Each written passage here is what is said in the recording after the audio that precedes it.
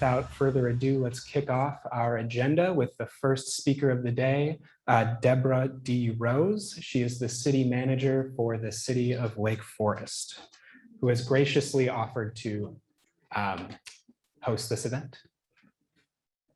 I am not Deborah Rose. I was going to say. I am Keith Deeds. I'm the assistant city manager for the city of Lake Forest, stepped in for Deborah Rose. As you see and walked around today, it's a beautiful facility. We have a community center, conference center, we have a senior center, an administrative policing center building, and then we just a wide range of stuff that's on around the Civic Center campus.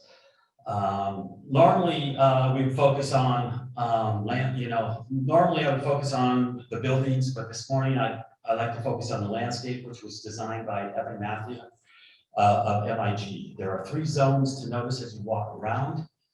Along the Civic Center Drive is the Pine Meadows, characterized by a variety of pine species. And builders and rocks. The intent is to create a buffer of sense of security for the Civic Center and for the people visiting the Civic Center. This has a Mediterranean character with low-growing plants such as foxtail and coral alloy. And then there are area between the performing arts and the council chambers, and ballroom is a riparian garden. So if you walk around the Civic Center, you see a variety of landscape around here that we've done for conservation issues and, saving water. To the rear of the Civic Center, there's a connection to the Serrano Creek Trail. So right down through those windows, you'll see we have a connection to the Serrano Creek Trail where you can, we have a connection right to the trail where residents come to the Civic Center and walk down through the trail and then come back up. So again, welcome to the Civic Center, coming to the Civic Center, coming to your event, the H2O HOA event. We appreciate everybody coming and spending some time here. If you have any other questions, I'll be around to answer anything after the event.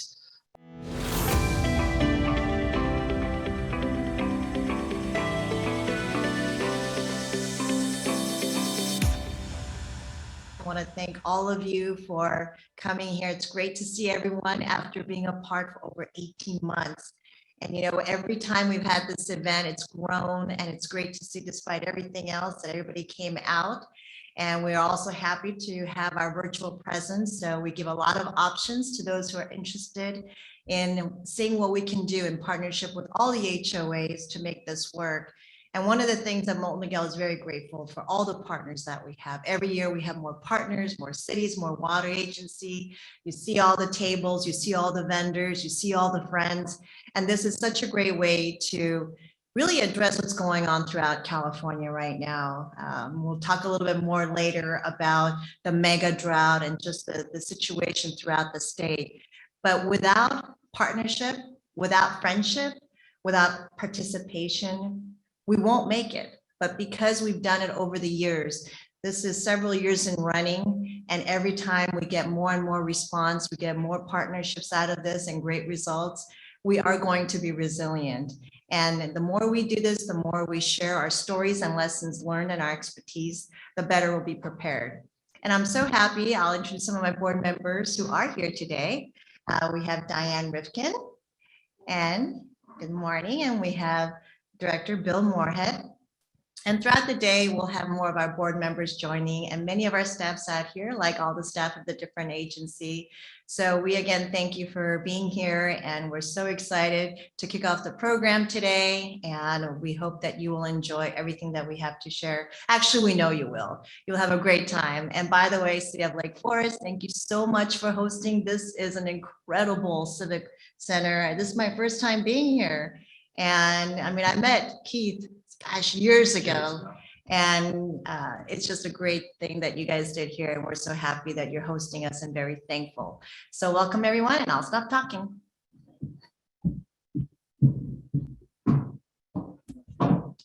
All right, thank you both.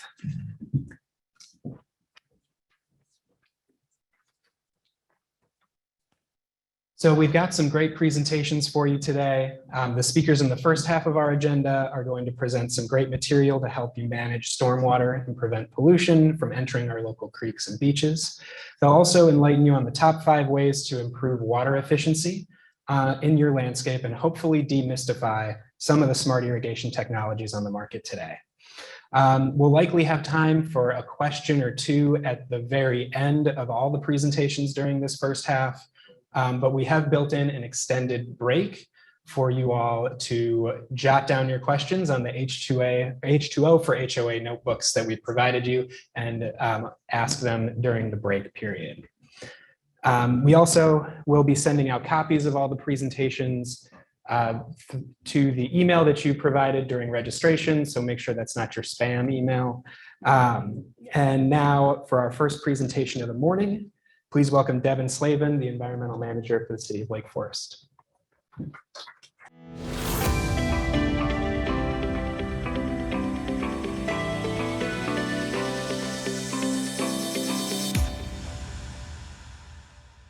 Thank you, Andy.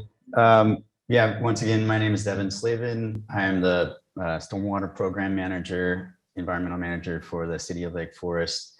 And I will just do a quick point out that the Assistant City Manager, Keith, had mentioned our landscaping around the campus. And please also note that what may not be obvious is that a lot of that landscaping is actually LID, low impact development, best management practices to manage our stormwater.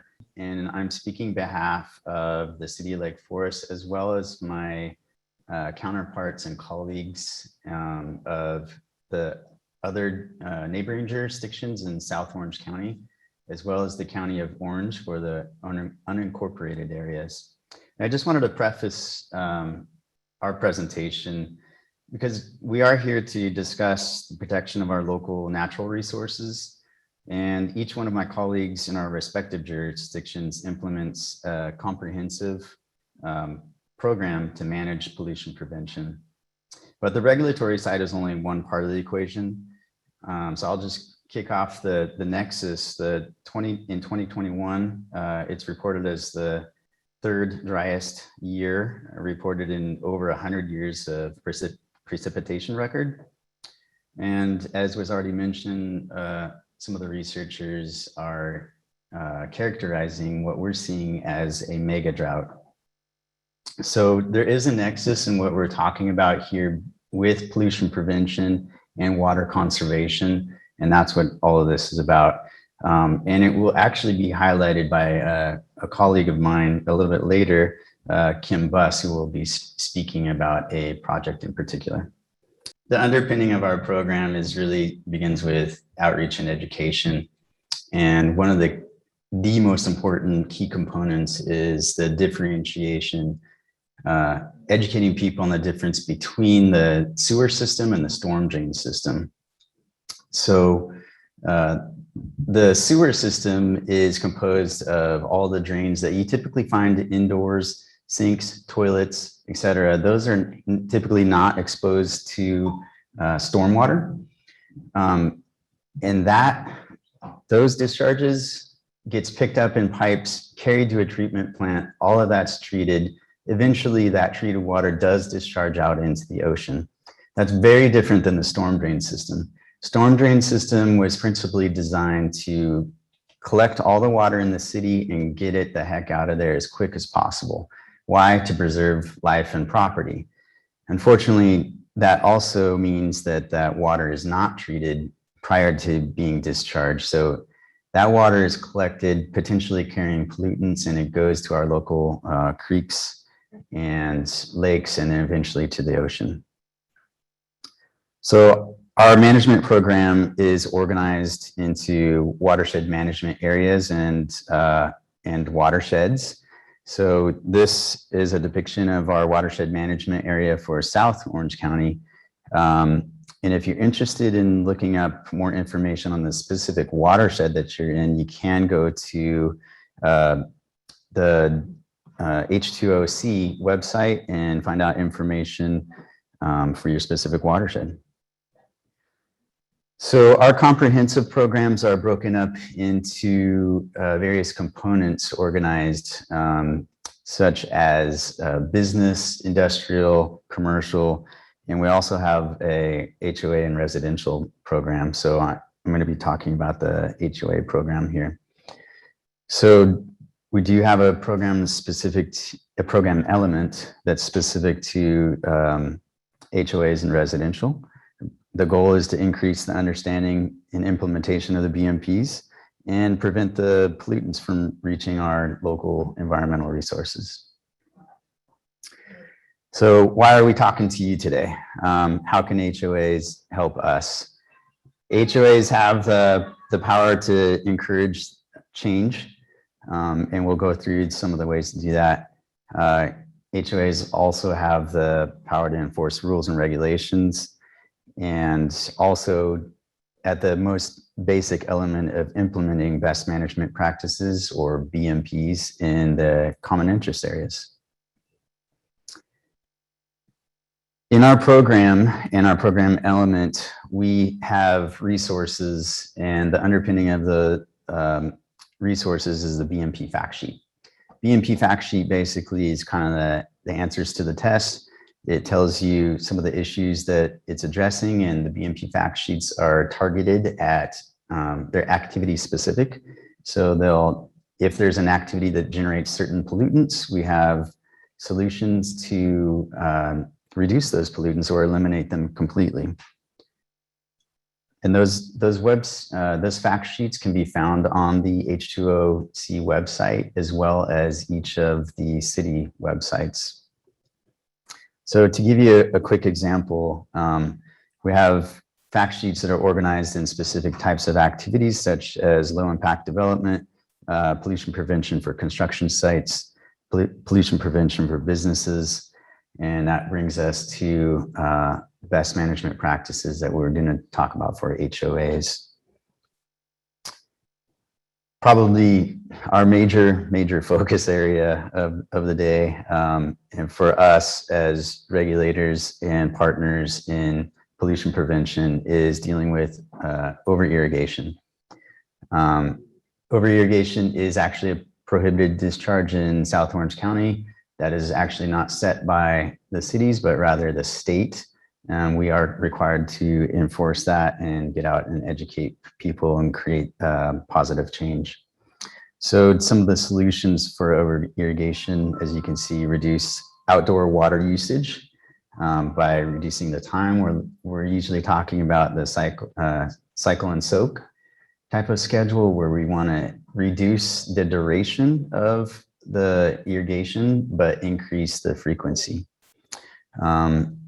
Great tools, and obviously there's resources here today that can discuss smart timers for irrigation, sprinkler heads, and also just keeping on top of your irrigation system with the operation and maintenance.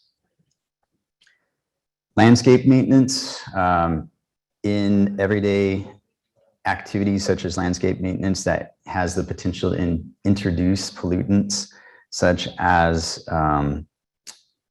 pesticides and fertilizers.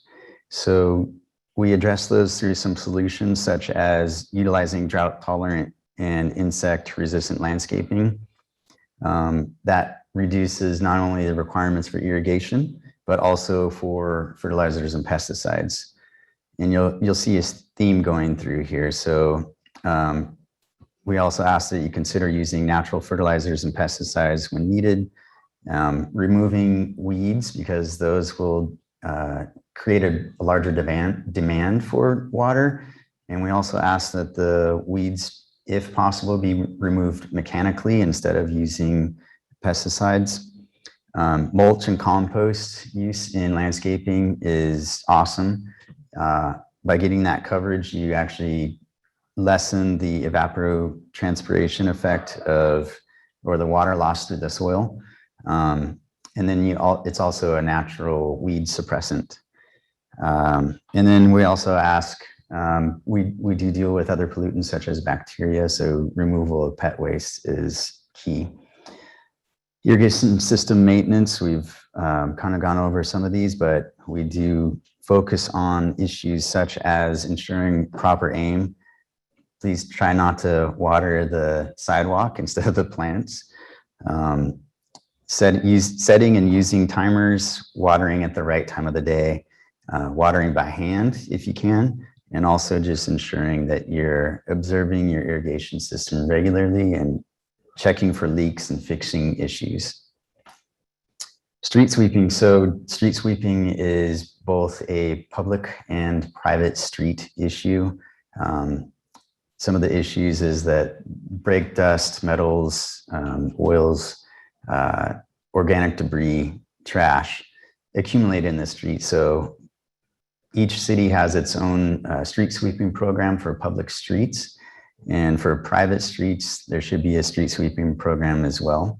And we ask that you maintain a consistent schedule and also try to ensure there's proper outreach and education for the residents so that they're moving their cars on the correct days.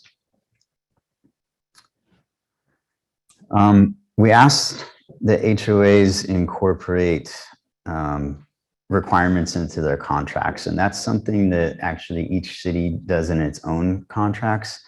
The city of Lake Forest, for example, is a fully contractual city. So we have landscape contractors and we incorporate those requirements into our contracts. If you do need examples, you can contact one of us and we can certainly provide an example of what that looks like. Training and outreach for the contractors, ensuring that they are aware of BMPs and any kind of prohibitions and other requirements for stormwater. And the other key thing is HOAs have access to residents for outreach and education.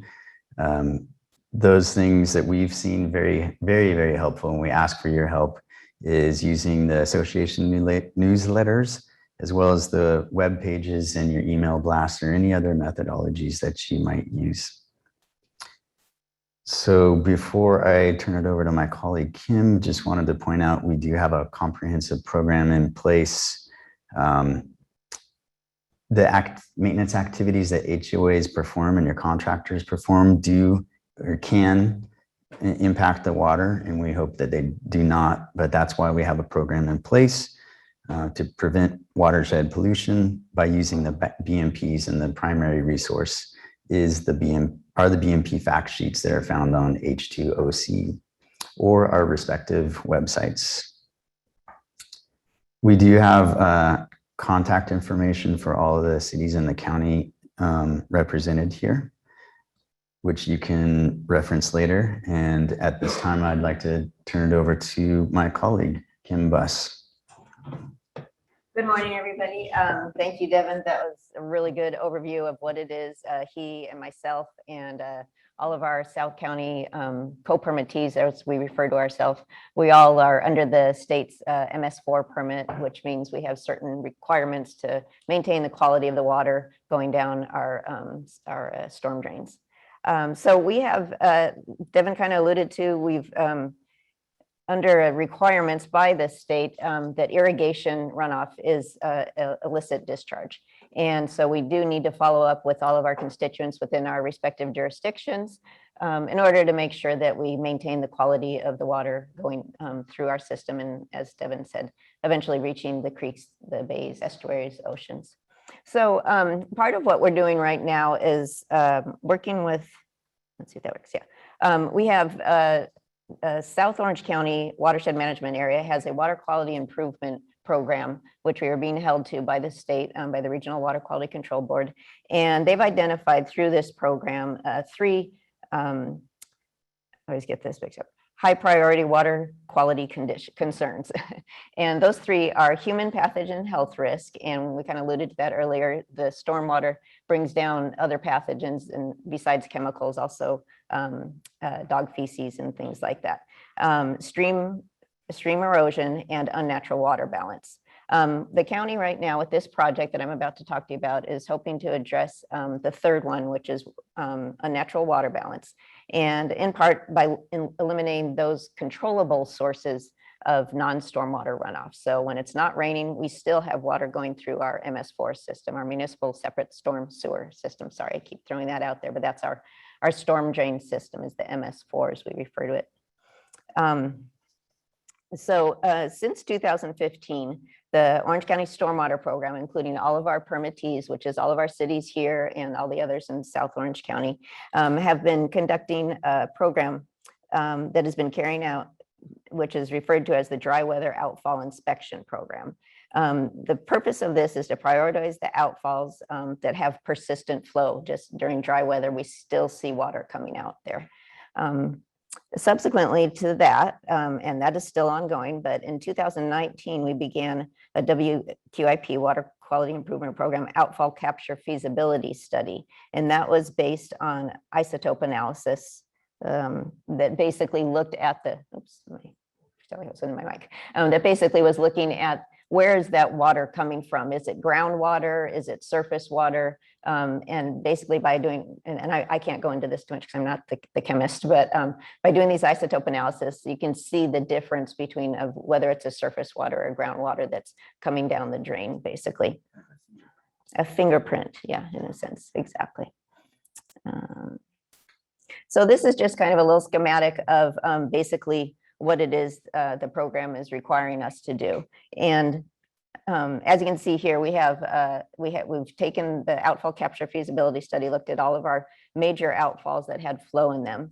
And then we also wanted to make sure that if they did have flow in them, continuous flow that we saw on a regular month-to-month basis, then another question was, are they connected to receiving waters, or do they just kind of end up somewhere like in a canyon that, you know, never makes it necessary unless with a big storm or rain event? So if we see a connectivity to receiving waters, then we want to look at a couple of different factors. Basically, the contribution to the receiving water flow, the flow magnitude, the base flow proportion to the you know, other flows during storm events and whatnot. And basically from that, we assign it a priority. If it's something, a high priority would say, okay, let's evaluate the feasibility of structural outfalls. And when we say structural outfalls, we're talking about something like a diversion that would take the non-stormwater flows and put them into the sanitary sewer. That would be considered a structural thing. And then also if we see just, you know, just medium flow or, you know, not a high priority, source control strategies, including public outreach. And Devin alluded to this earlier also. We have a huge program, and Andy, our MC, is actually leads up the county's H2OC program. So any public outreach information and whatnot, as Devin mentioned, was h2oc.org. You can find all kinds of useful public outreach information. So that's where we are now, as we were looking at this and we thought, okay, we identified, I'm going to see my next slide here.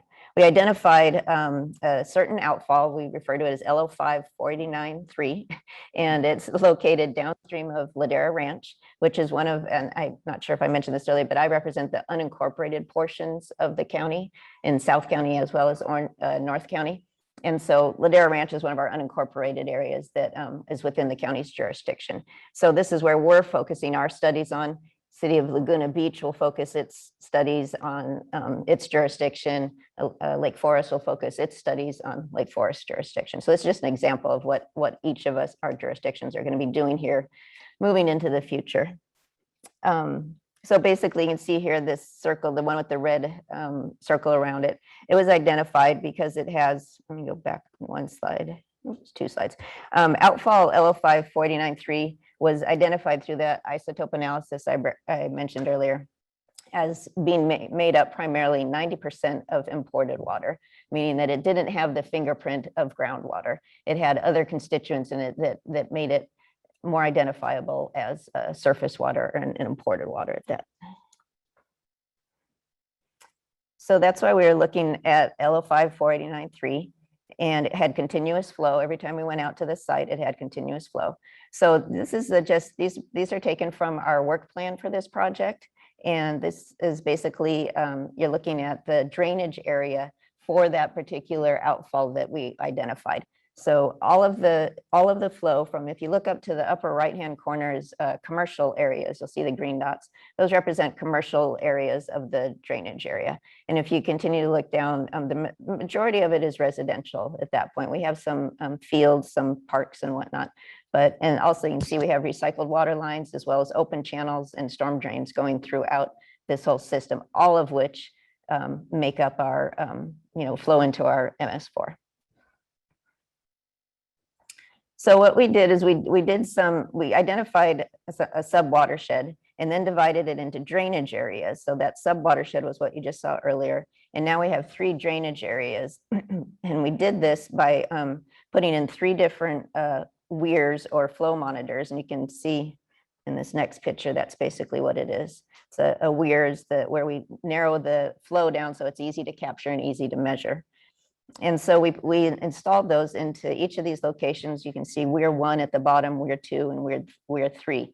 Each of those were strategically placed to capture flow. My mic's still working.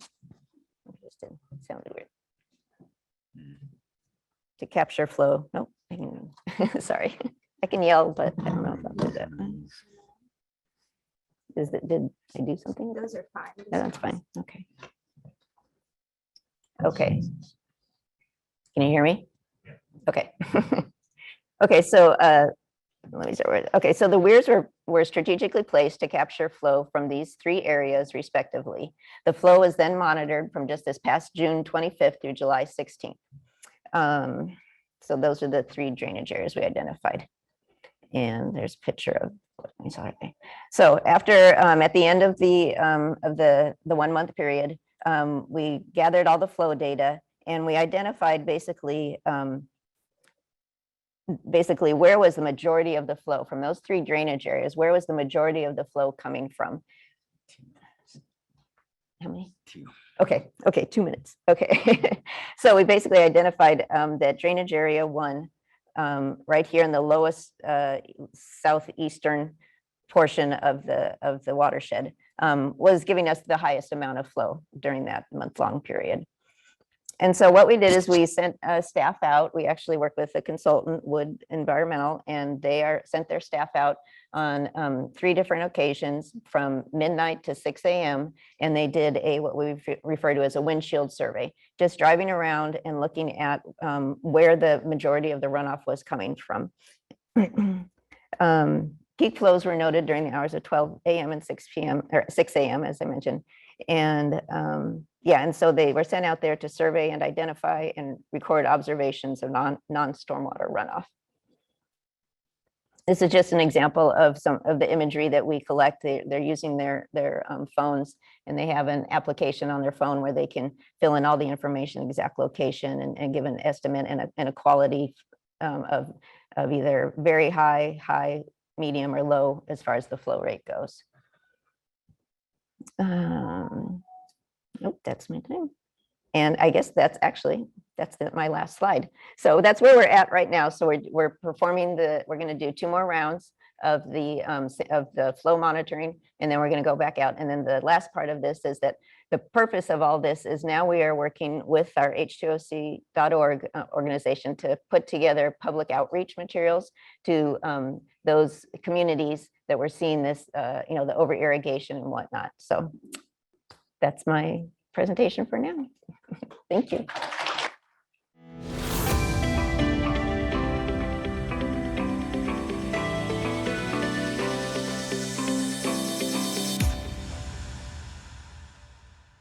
This is our 5th H2O to HOAs event. Say that 10 times fast. And we just are very excited that you're here. There's not another place to get this type of information consolidated in one place. It's regional, that really brings people together.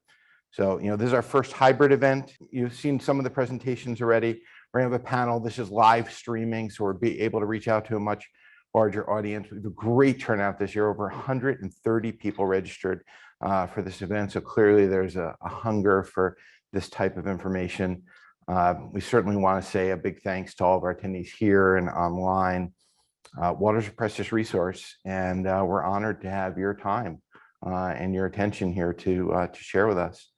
A little bit of history. H2O for HOA started back in 2017. It was just 7 cities and water agencies. The same year, Molten Miguel spearheaded our urban water runoff reduction partnership, which is a regional collaborative focused on urban runoff. H2O for HOAs has grown to a truly regional event now, and we have collaboration between 11 cities and 5 water agencies and the County of Orange. And I really want to take a moment here to really mention everybody, to make sure that we realize how broad this is. And we have today the city of Aliso Viejo, the city of Dana Point, the city of Laguna Beach, the city of Laguna Hills, the city of Laguna Niguel, the city of Laguna Woods, the city of Lake Forest, the city of Mission Viejo, the city of Rancho Santa Margarita, the city of San Clemente, the city of San Juan Capistrano, the County of Orange, and our water district partners, the El Toro Water District, Laguna Beach County Water District, Santa Margarita Water District, South Coast Water District, and of course, our own Molten Miguel. Our focus has always been to educate on best management practices on runoff and stormwater management and promote efficient landscapes and irrigation practices.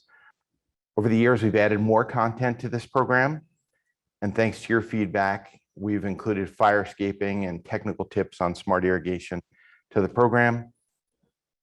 We have hundreds of professionals that have been educated through this program. We continue this effort into the future, and your engagement is critical to that. Your feedback is critical to that as we continue to grow the event and the curriculum and add things that are interesting to you. We can't figure out what you want without that feedback. So I know that we have some electeds in the room. My colleagues are here. I think June, who was not Brian, mentioned them earlier. So I will acknowledge, I see Director Moorhead and I see Director Ken.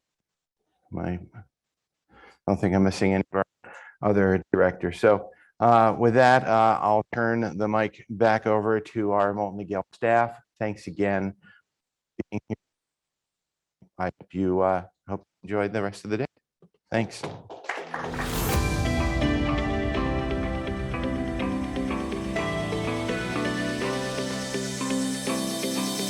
Okay, well, thanks again. Good morning, everyone, and thanks for joining us. So again, my name is Justin Finch, and I'm the Senior Water Efficiency Specialist here at Molten Miguel. Real quick, just a reminder, please silence your phone if you haven't, and if you're like me and you have a work phone, remember to silence that one too. And then also, I've got to do a real quick selfie with all of you guys because I need content for my Instagram. It's just my babies and dogs, so I need some real stuff on there. Okay.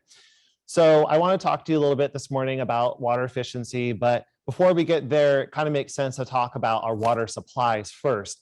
And in South Orange County, we don't have this massive groundwater basin like North Orange County has. So virtually every drop of water that we provide to all of you, we have to purchase at a pretty high price from Metropolitan Water District of Southern California.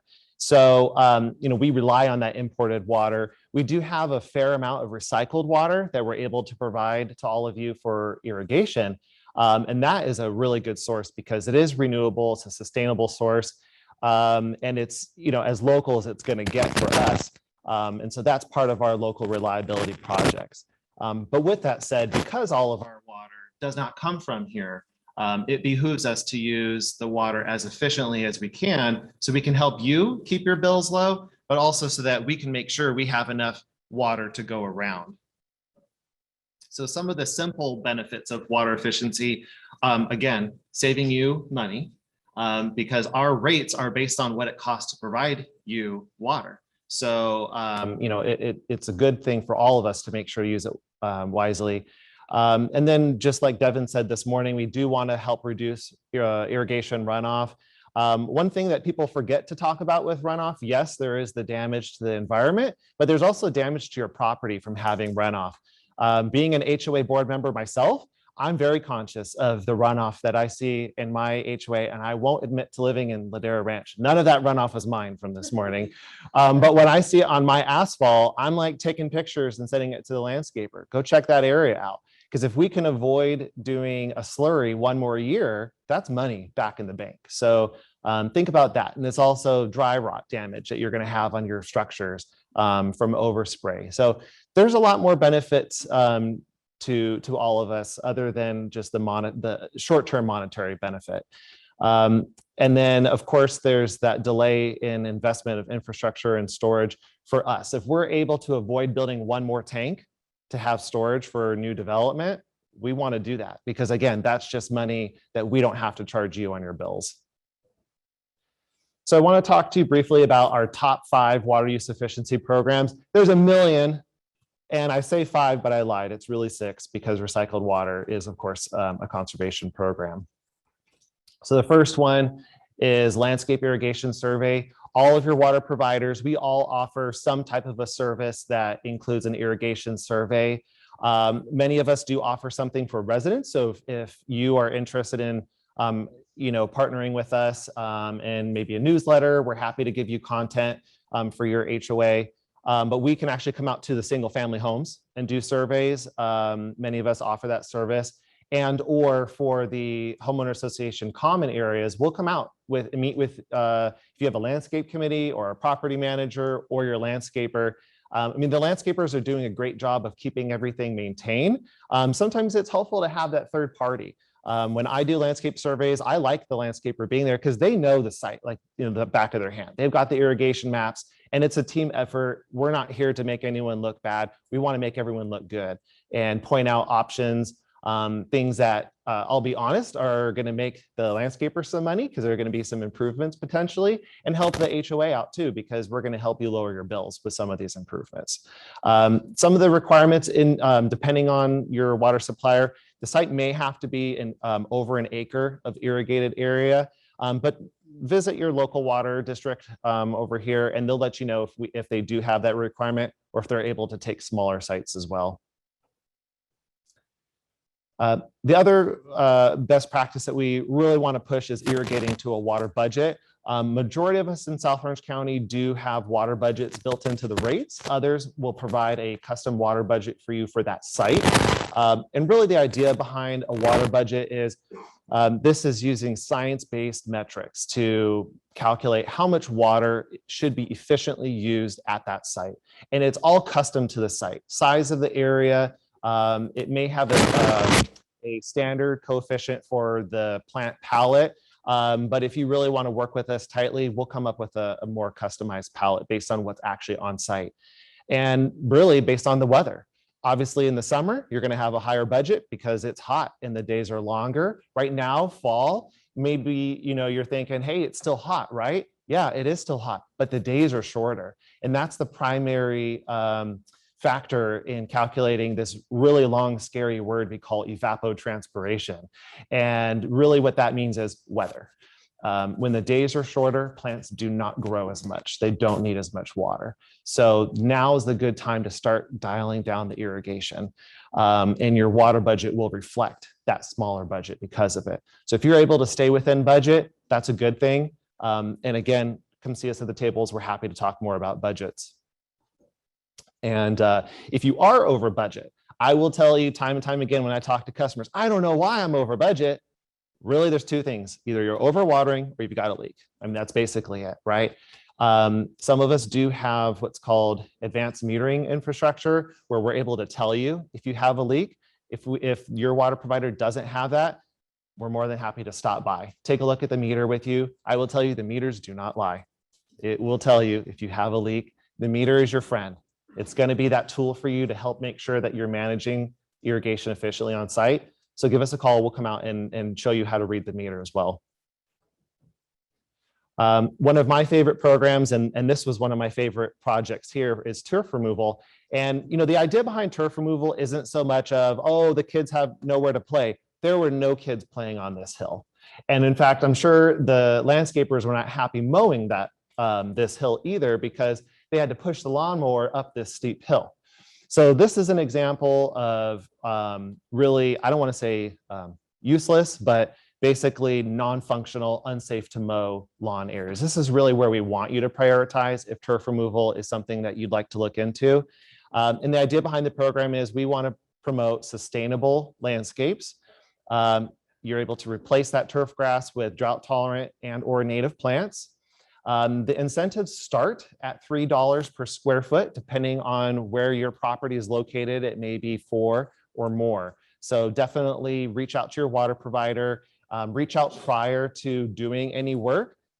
We do need to do an inspection on site to measure out the area so we know how much money to give you. So you've got to call us first. You've got to fill out the application. And again, just give us a call if you have questions about that program. One thing I did want to point out about this particular site was not only did they get rid of that lawn that was difficult and, in my opinion, unsafe to mow, that area you can tell had runoff. I mean, look at that slope. So removing it and putting in, I think, a very attractive low water use landscape, they also put in a rainwater retention feature, this rock basin that you can see turning around the corner. And that's a great feature to keep a little bit of that rainwater runoff on site.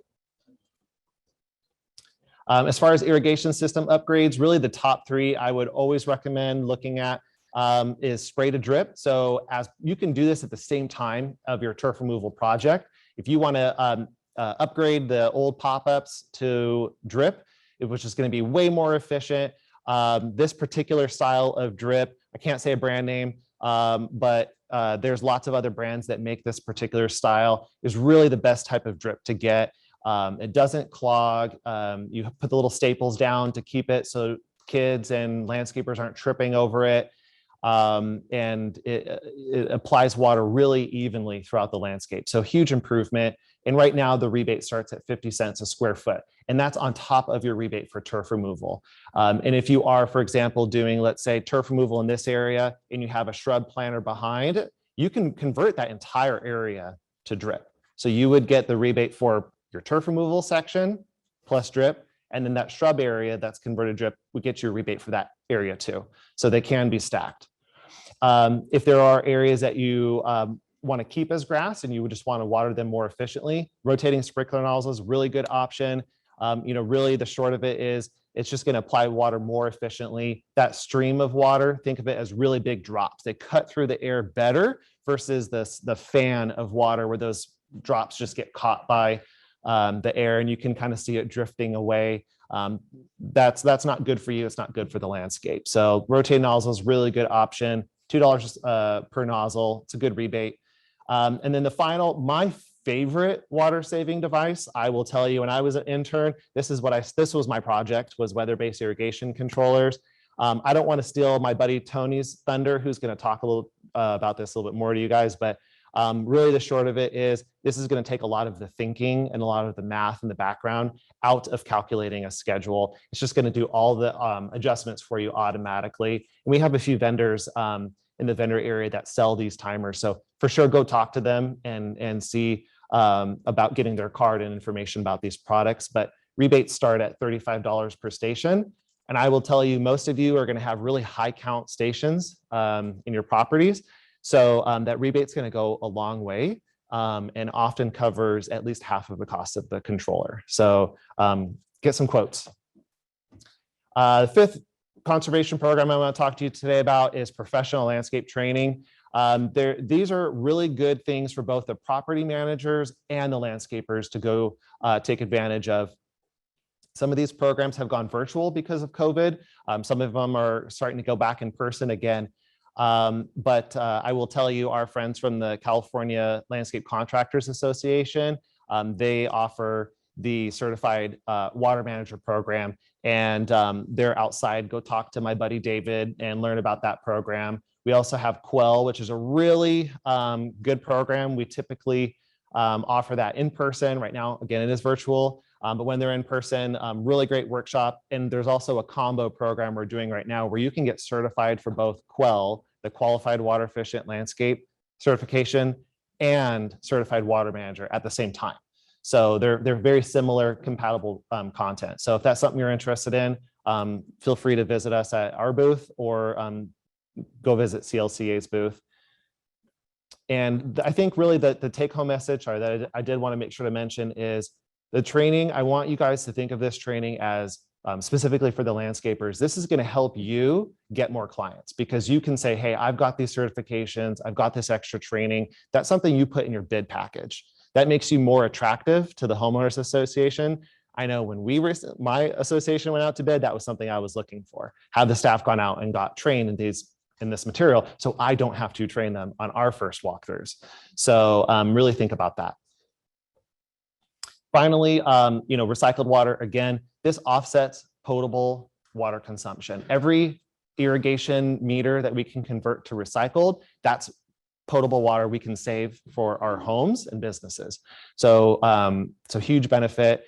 Definitely, we want to make sure to irrigate to a budget. Again, regardless of it being recycled water or potable water, water's water, we need to save it. So, if that meter does have a water budget on it, and if not, contact your water provider and we can help you put together a budget. And again, it is a drought resilient supply. So regardless of what we're being told from our wholesaler, right now we're being told, and it is the truth, our water supply is secure. But when we do have a drought, we are going to be communicating to everyone regardless of what we need to do. But having that drought resilient supply is definitely helpful for us. Do want to speak real quick to opportunities to outreach, partner, and pilot. Like I said, come talk to us. We always have something fun that we're wanting to do a pilot program with some of you. Our goal really is to build sustainable communities. So, come give us a chat and we'll see if you have a project in mind that you're thinking about doing. We can talk about, is that something we can either provide financial resources, maybe we can provide planning resources to help you out with that project. And, we also have, a lot of us have customer portals, newsletters, events, things like that. If you have newsletters and things for your association that you need content, contact us and we can definitely provide you some free, paragraphs or so that you can absolutely borrow and share any water saving ideas from us. Again, thank you so much for joining us.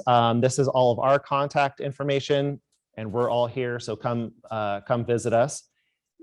And I think that's the end of my presentation. So next is going to be, if there's one quick question, I can take it. Otherwise, again, come visit us at our tables. Yes. Hi, so I'm from Monarch Summit 2 at the top of Pacific Island Drive.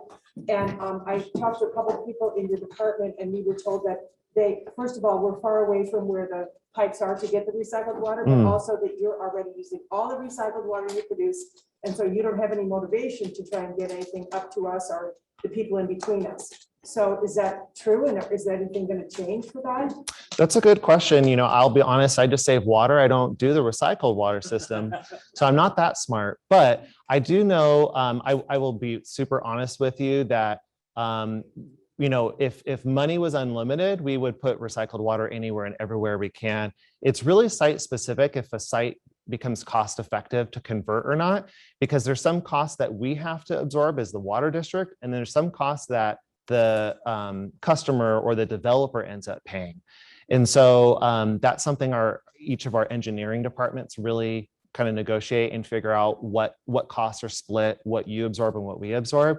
So I'll be honest, a lot of times the conversions are like, hey, there's this huge park that's going to be so cost effective and we'll absolutely do it. And if someone along the way comes around, yeah, let's hook them up, right? But if we have to run a pipe 1.5 miles to get to a median, we're not going to do it. It's just not cost effective. So I had this big plan in my head. I was going to talk to all the people at the associations. Yeah. And we were going to share the cost. I was going to take care of all that. Oh, okay. But you don't have anything else to give us. That's the problem. Yeah, I can't speak to the supply on whether I do know in some areas recycled water is, I'll just say, tapped out per se.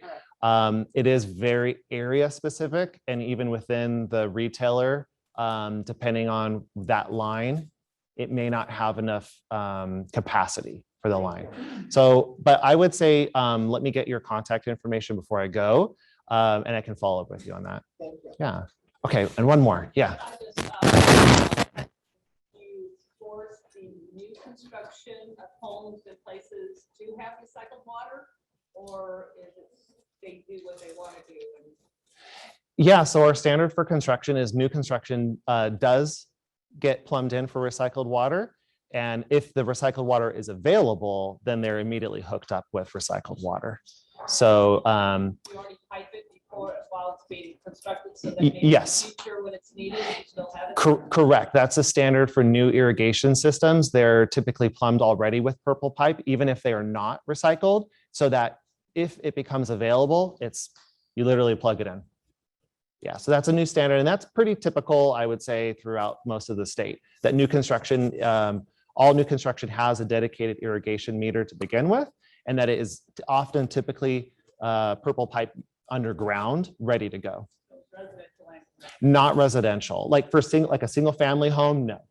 That's not typical to use recycled water. Some water retailers do, but often they do not. And again, it really comes down to the cost effectiveness for 1,000 square foot landscape to do a second meter.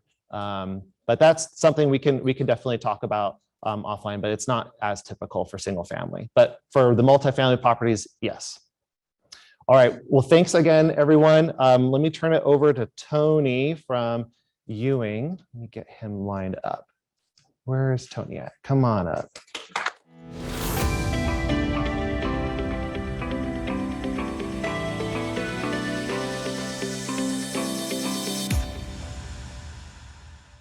Good morning. My name is Tony Lopez with Ewing Irrigation. Thank you for having me today. I will be speaking in regards to weather-based irrigation controllers. So an irrigation controller is basically the bridge between the operator, landscaper, end user, and the irrigation system itself. We're talking about water usage. And Justin mentioned earlier about schedules and water needs. Well, this controller does it by itself. And it is just part of the system itself. It's not a one solution. So it must have a properly designed system and maintained system.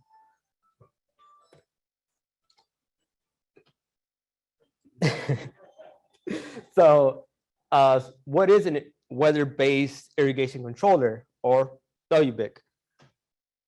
Now, this controller works based on the weather, the local climate, and it works with the controller by telling it how long to run and what days to run. This image here is part of a smart controller system.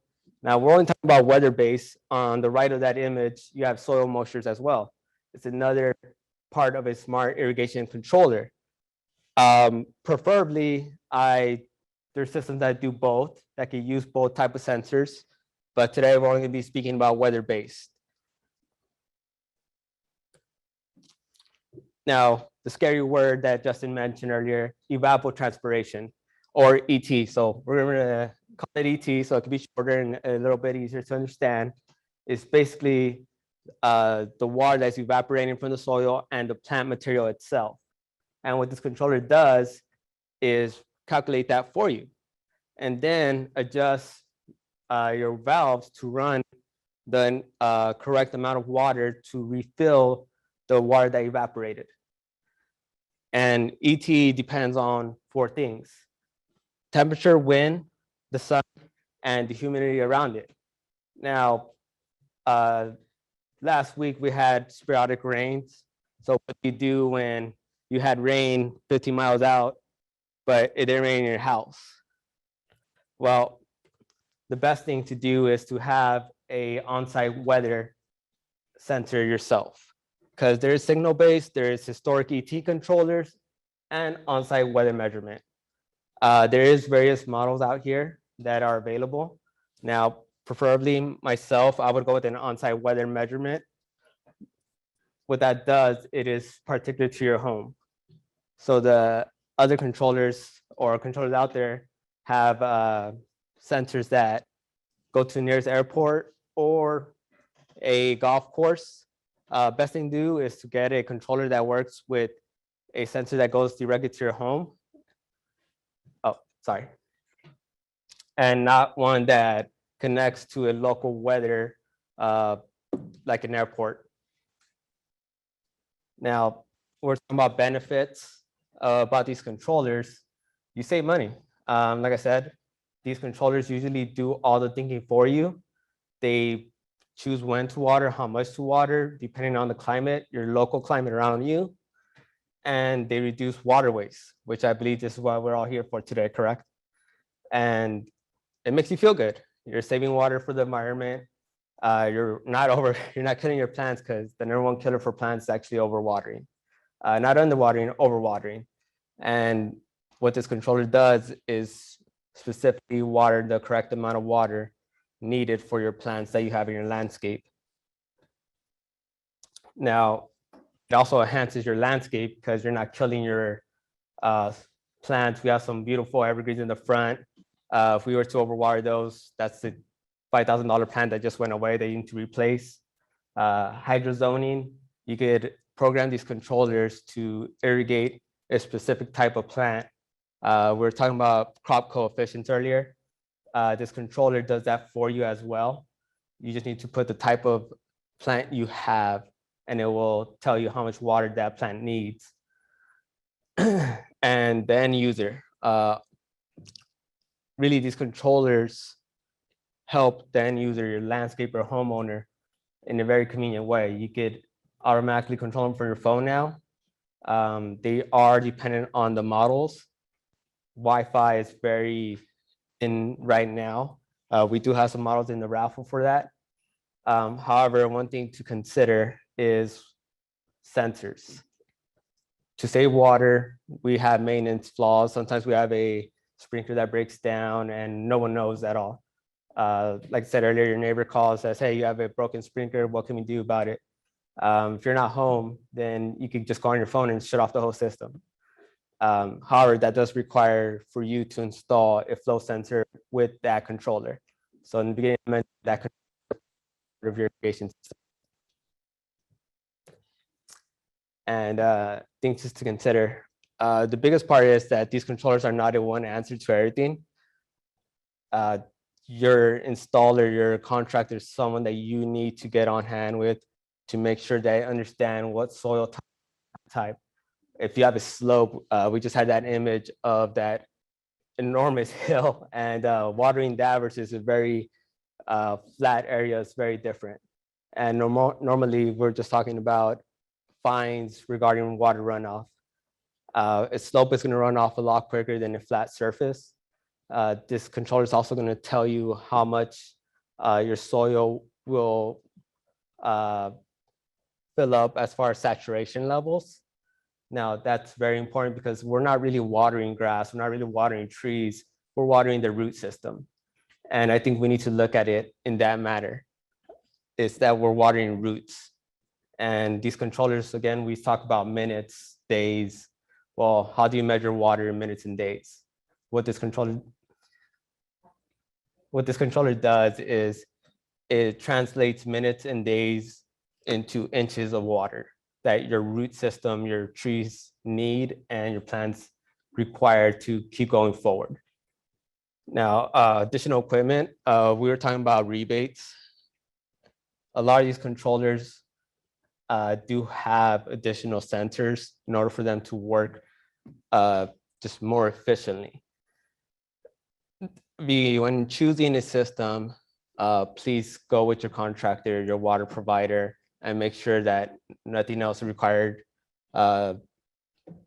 Very big thing right now is monthly subscriptions.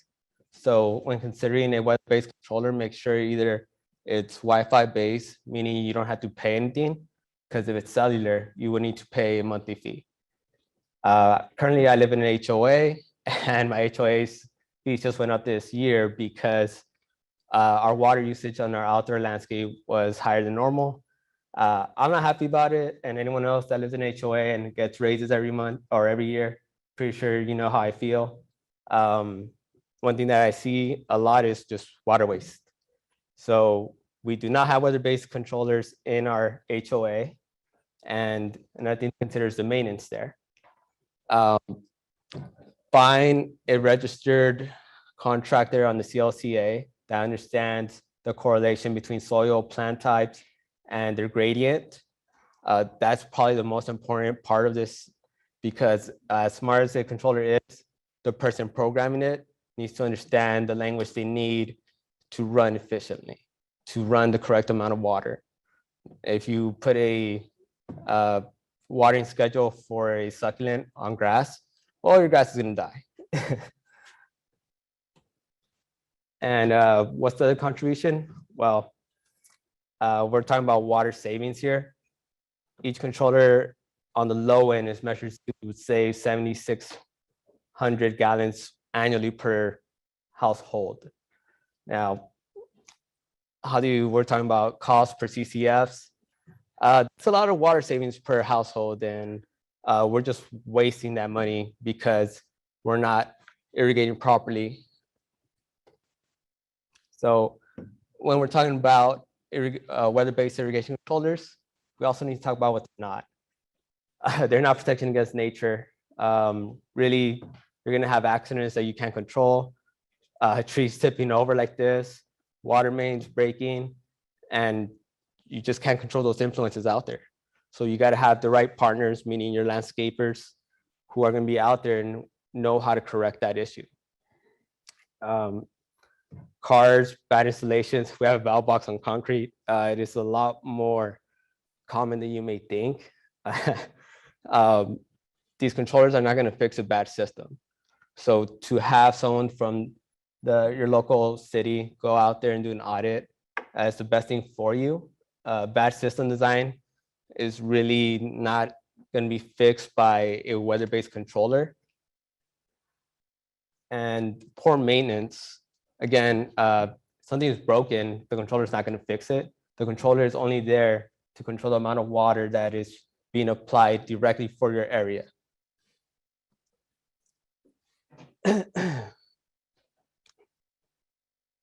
So again, just to go on summary of this, the controller itself, a weather-based irrigation controller, is just a part of your irrigation system.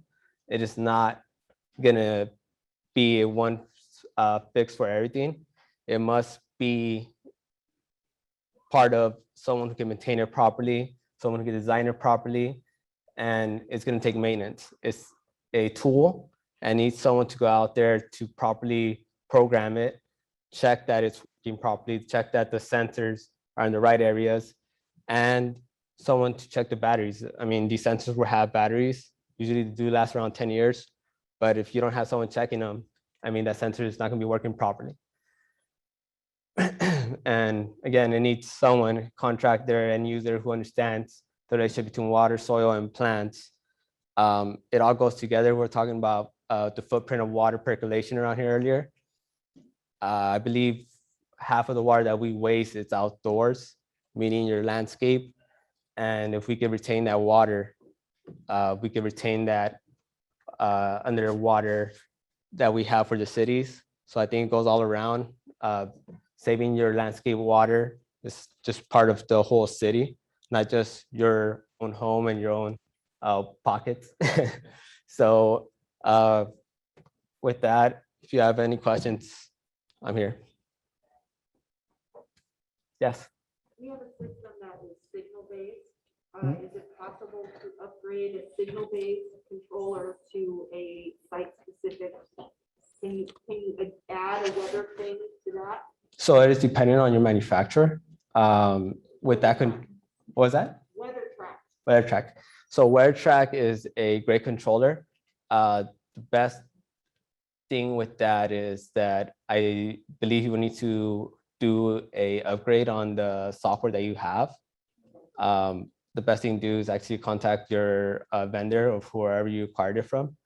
Some of these controllers will range. WeatherTrack is actually a very pricey controller, but the key benefits on it are just tremendous.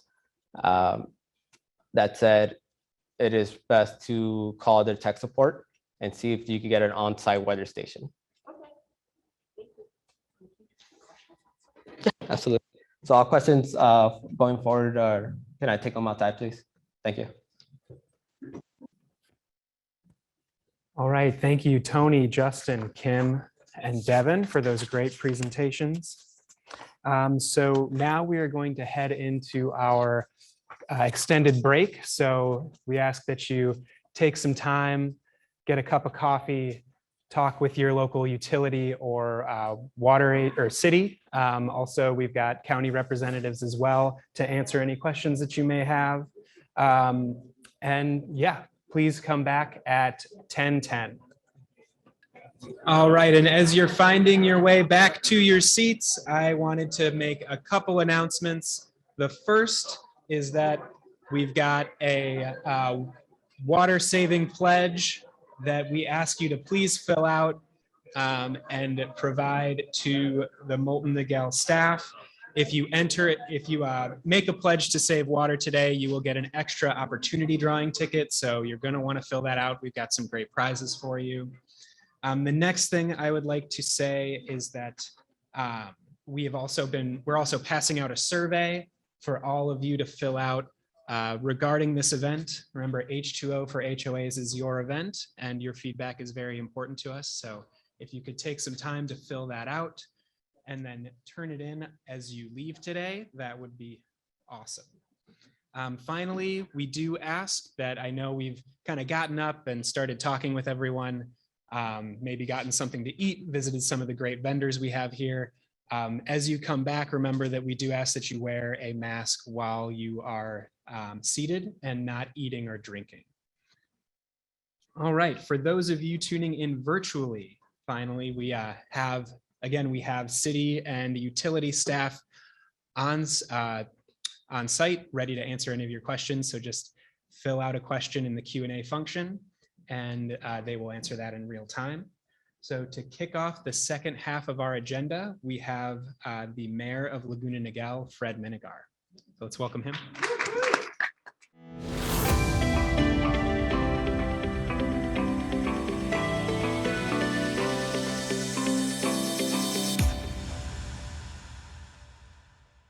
Good morning, ladies and gentlemen. As it was mentioned, my name is Fred Minigar, the mayor of the beautiful city of Laguna Niguel.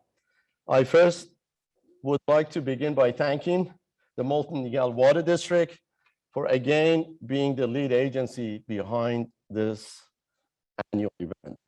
And I would also like to thank the city of Lake Forest and more specifically my great friend, Mayor Scott Voigt, for hosting this year's event in this beautiful, brand new community center. As an elected official in South Orange County, along with HOA board and landscape committee volunteers, property managers, and landscape professionals, we all pride ourselves on the quality of life we work hard to sustain for our residents, our businesses, our visitors, and our community. Quality of life depends upon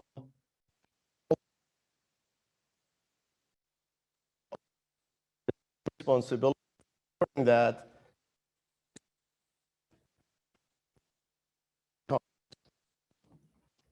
many of you would agree that we all work tirelessly to ensure the economic, health, property values, and above all, the beautiful quality in our communities so that they are prosperous now and well into the future. However, we also recognize that along the way, like in life, we also encounter challenges. The year 2020 is a perfect example in which all experienced unprecedented challenges of living and working during a global pandemic. As if that wasn't enough, now we are also entering what many scientists have described as a mega drought.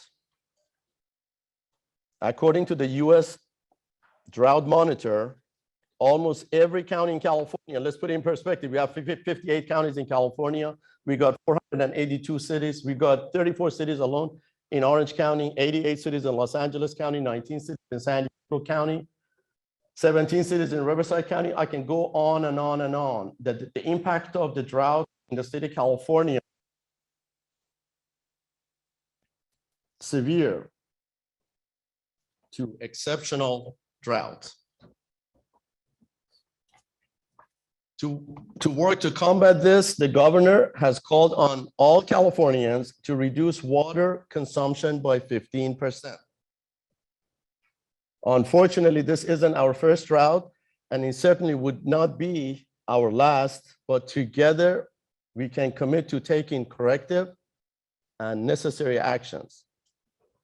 In Laguna Niguel, my home city, where I have lived for nearly 30 years, we have focused on educating our residents, our businesses, and homeowners associations about water serving or water saving tips on what they can do to help our community. We have shared resources related to smart irrigation system, drought tolerant plants, and have also informed residents about Molten Nigal's rebate programs. However, this is not easy feat.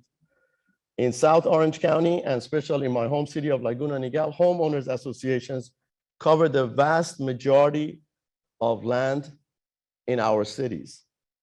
In Laguna Niguel alone, there are over 120 homeowners associations covering a large percentage of the city's footprint.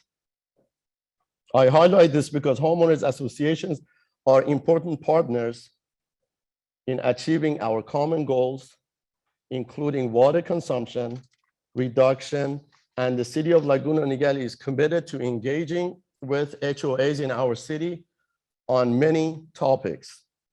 One of our engagement avenues between the city and our HOAs is the start of our recently distributed Laguna Niguel Homeowners Association's newsletter, which is now provided to all Laguna Niguel HOAs on a quarterly basis to provide important city information and useful HOA resources. Additionally, we are hosting an HOA roundtable discussion on Wednesday, November 3rd at our City Hall community room between 11:30 a.m. and 1:30 p.m. The city-hosted roundtable discussion will be held on a biannual basis going forward, and will cover various topics such as landscaping and planting, wildfire mitigation, and of course, water conservation. For more information about our upcoming HOA roundtable discussion or on our quarterly HOA newsletter, you can contact our Community Development Department at 949-362-4300. And if you are an HOA located in my city of Laguna Niguel, I hope you consider attending our upcoming HOA roundtable discussion. We will be very happy to have you as a guest. I want to thank you all for attending this beautiful annual event and inviting me as a featured guest. Today, we are going to hear from a panel of experts in the landscaping sector who are going to discuss path to drought resiliency, our roadmap to not just enduring droughts, but to thriving and recovering faster from future water shortages. Here to introduce the panel is the Honorable Diane Rifkin, a board member of the Molten Niguel Water District. Please join me in welcoming board member Rifkin. Thank you very much.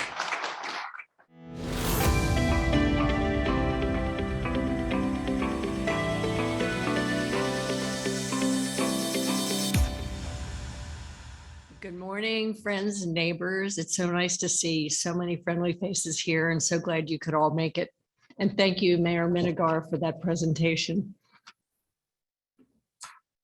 My name is Diane Rifkin. I was appointed to the Molten Niguel Water District Board earlier this year. And I'm so pleased to be able to stand here and talk to you a little bit as part of the presentation for the H2O for HOA. So like our president, finding that a little bit of a tongue tie, but it's a great event. And what's interesting to me as I've learned more about it too, is that I know that you've always offered presentations from acclaimed experts on a variety of topics, including landscaping and sustainability and resource management fields. But today we're going to do something different. And today we're bringing you our very first panel of experts on drought resiliency. And so with half of our annual water supply, actually even more in the summer, as Tony told us earlier, more than half of our annual water supply goes to outdoor watering. A lot of people think a lot gets used indoors, and we all want to conserve in that regard too, but it's outdoor watering that's really the major issue. And so it makes sense that our greatest opportunity to manage water demand and to prepare for the drought is to improve the outdoor water efficiency by evaluating the landscaping choices, the irrigation practices, and also the maintenance needs. So what we've done is we've convened an array of professionals in the landscaping sector with expertise in horticulture and landscape design, professional landscape education, irrigation management, and landscape maintenance. And they're going to engage in a discussion today that I think you'll find really interesting, because they will evaluate our landscaping choices, irrigation practices, and maintenance needs. So we're a little bit different perspective today, and that should be very interesting to all of us. What's important about that is that they're going to be able to engage in this discussion and then share their thoughts and expertise on the various ways in which we can all participate and be more drought resistant in our communities. And since we work together, that's the panel is going to be our very own June Lopez, and June is the general manager of the Moulton-Niguel Water District. Moulton-Niguel provides water and wastewater and recycled water for 6 cities in South Orange County. And next, I'm going to briefly introduce the experts that you're going to hear on the panel. And then I'll pass the baton to June to moderate the panel. And please take a look at your programs to see more complete bios for the speakers who are going to present to you today. So our first panelist is going to be Jody Cook. Jody is a landscape designer and an owner of Jody Cook Design and project manager of Naturescape Turf to Native Garden Program. Jody Cook is a horticulture and landscape design consultant. Our second panelist is David Silva. And David is a landscape education specialist with the California Landscape Contractor Association. He's worked at California Landscape Contractors Association for 14 years, primarily as a certification manager for the landscape industry, certified technicians, and certified water managers. Our third panelist is Danny Smith. And Danny is a director of water management at Park West Companies. He holds many certifications through the Irrigation Association and the California Landscape Contractors Association. So like all of you, I look forward to hearing from this great panel, and I will pass the microphone to June now. Thank you for letting me be part of your program.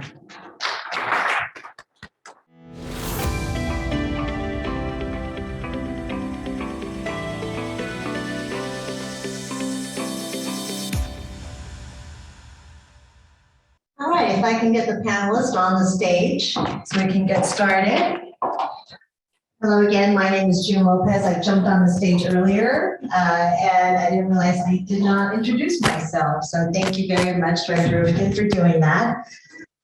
Panel, I'm sure you're all very excited about. I know we're getting closer to the end of the program, but I will tell you, I don't know if you caught the announcement earlier, but there is an opportunity drawing. So if you turn in your pledge, which should be right in front of you, there are some giveaways for this opportunity drawing.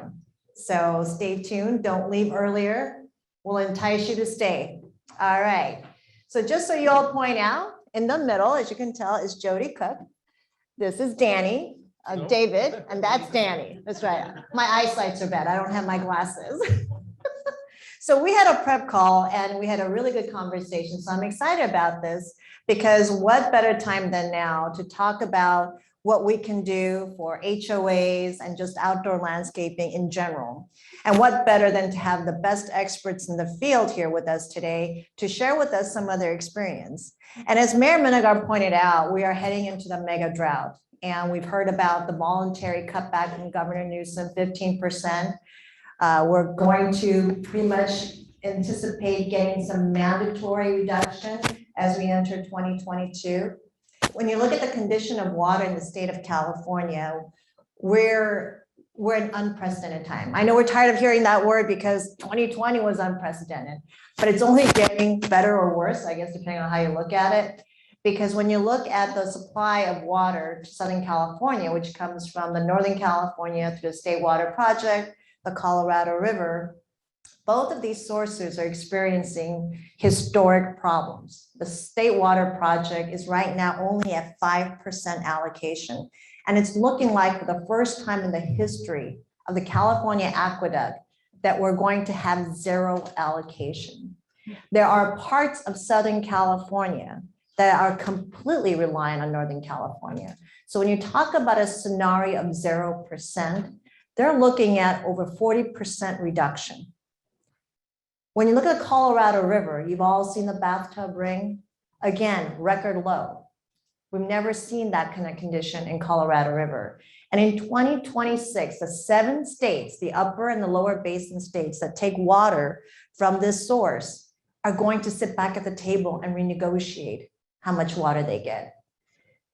And not to mention the drought that we're heading into. So a lot of these things seem a little pessimistic. However, when we work together, as our theme at Molten Miguel, we are resilient together. And as Jody pointed out during the prep call, whether it's a drought or no drought, it's a way of life that we have to live so we could be better prepared and just use this precious resource very efficiently. So I'm going to start, because I like storytelling. I always think it's interesting because, you know, they're the experts, you know what they do, but it's like, who are you? And why did you get into the field that you are in? Because it's not something that people think of when they're growing up in school. I'm like, you know, I want to be a director of water management for Park West, and I want to be a landscape designer and own my own business, or be the head of the California, sorry, I gotta look at this, right? The California Landscape Contractors Association. So tell us a little bit about your story and how you got into all of this. And we'll start with you at the end, Danny. Okay. You hear me okay? Good.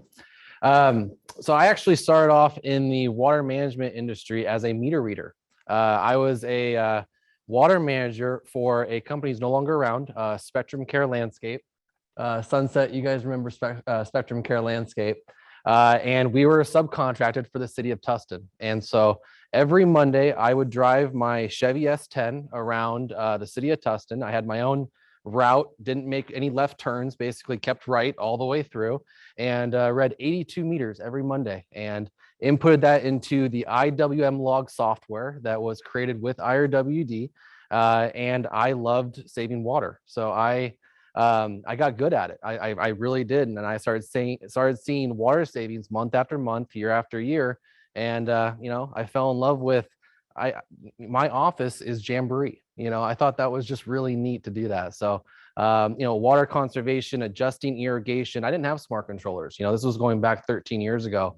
I had Rainbird ISC controllers. And, you know, for those of you who know, those are pretty darn old now. But being able to manually operate them and to see water savings, you know, seeing that report card come in from Aquafission, I got the A's coming in, was a good feeling for me. That takes us to my report card. You remember the report card? Exactly. But so what do you do in your role at CLCA? Thank you. Well, my role now, we're good? Okay. My role now is really to oversee our entire irrigation and water management operations. Fortunately, Park West has afforded me a team of now 9 professionals in Southern California. So getting them up to speed, getting them certifications, getting them trained, and then they can impact our nearly 85 irrigation technicians in California alone. So that's really where I provide value, is at the highest level. I make sure that we're doing the best that we can on our jobs, on our communities to make sure that we're conserving as much water as possible.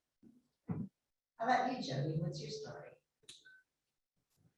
Well, I grew up in a place that holds 80% of North America's surface fresh water, 20% of the globe's surface available fresh water. And so I grew up in a place that was truly immersed and surrounded by water.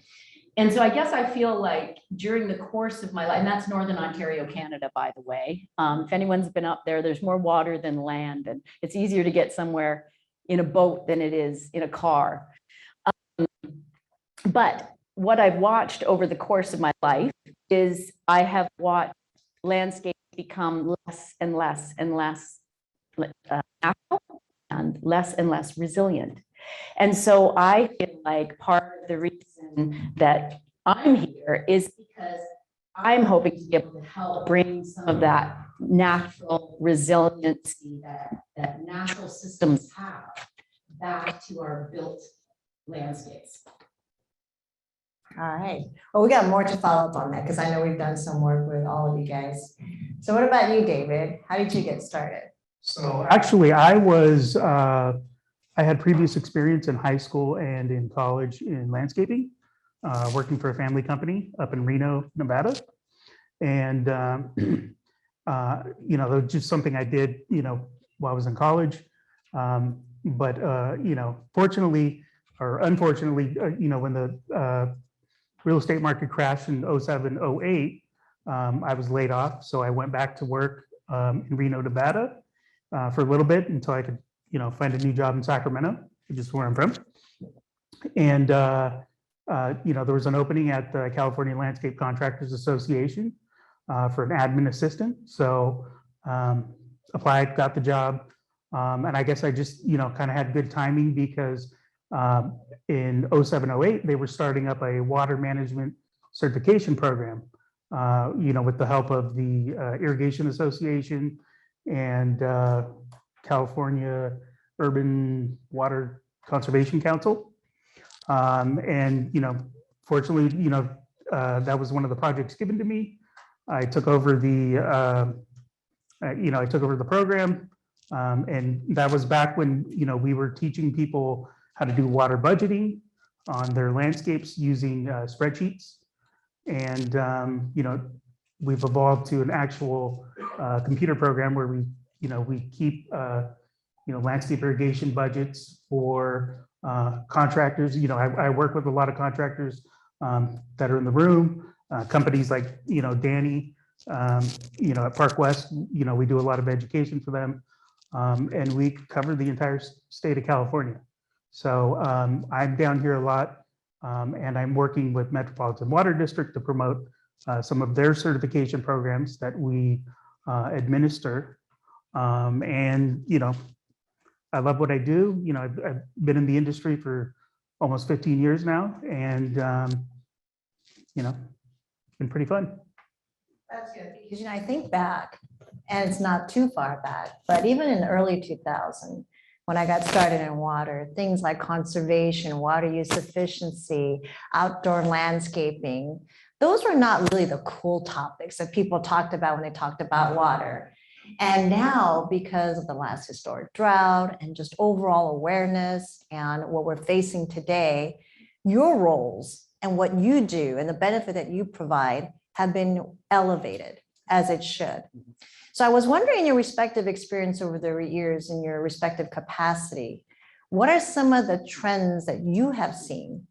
And particularly given the last historic drought, what are some of the maybe changes that you've seen? And we'll start with you, David. You know, some of the changes I've seen, you know, especially the last 10 years with HOAs is a bigger focus on what they call turf replacement. So, you know, water agencies will give you, you know, so much to remove, you know, square feet of turf from your landscape, which obviously, you know, is a huge water saving thing that you can do, putting in, you know, drought resistant plants, But I would say that would be the biggest trend. Aside also, technology has changed unbelievably in the last, the 14, 15 years I've been in the industry. So many, new innovations. Obviously, weather-based irrigation controllers is one. Mini rotating nozzles is another one that's out there. And there's a lot more data than there used to be. Given all the work that has been put into the plant databases like WUCLs, which is I can't remember. But it's Water use classification. yes, water use classification of plant Landscape. species. Yeah. Okay, WUCLs. 0.6. Yeah, so there's been a huge number of innovations that have gone into saving water in the last 10 years. And I think, when CLCA put that program together, we were a little bit ahead of the curve, thinking that 2020 was going to be our year when water budgets were going to be, mandatory for everyone. That date keeps getting pushed back, but, always gets revisited whenever we have a drought. Absolutely. Well, I'm glad I'm not the one that's messing up on things today. But it's true, because as Justin mentioned, the turf removal program, which has been very successful, just in our service area alone, today we removed 6 million square feet of turf. And that only represent 1% of all the irrigable landscape just in our service area. It really shows the potential for what more we can do. And that's not to say all turf needs to be removed. We're just talking about the kind of the non-functional, more the ornamental type of turf that you can transform into beautiful landscape. And you heard from Tony earlier about all the weather-based irrigation system that with technology just seems to get better and better. So Danny, what about from your experience? Because you have a large company and you've seen this, and you're sort of this water guy at heart. What has some of the trends and changes that you've seen over the years? It's been a pretty interesting a blend of things. Really the biggest driver obviously is the water costs. It's not just the unit rate, but also the tiered rate structure and how that affects areas or meters or systems of high percentage of turf, right? Those can be very, very damaging to an HOA's budget. Then we look at, the technologies that came in, like he mentioned, smart controllers, high efficiency nozzles, drip line. We're seeing miles and miles and miles of drip line being installed, obviously going after that key issue, runoff, right? So that's great. But really one of the other issues I think that we have is the cost of labor. And so how are we really, juggling cost of labor, high quality technology that's coming in, cost of water.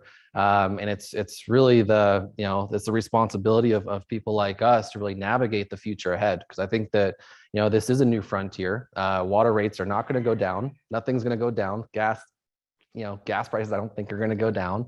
And how we navigate that, is really going to dictate what our landscapes and what, our society is living in.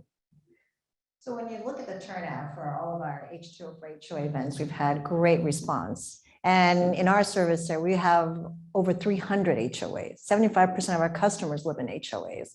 So from an HOA experience, do you find that more and more HOAs are getting engaged, or do you still see a lot of room for growth in participation? The largest HOAs, your master associations, the ones who are basically mini cities in themselves, I think they're well equipped. They have the property management, they have the landscape committee, the art committee, they have the history. They know what they're doing.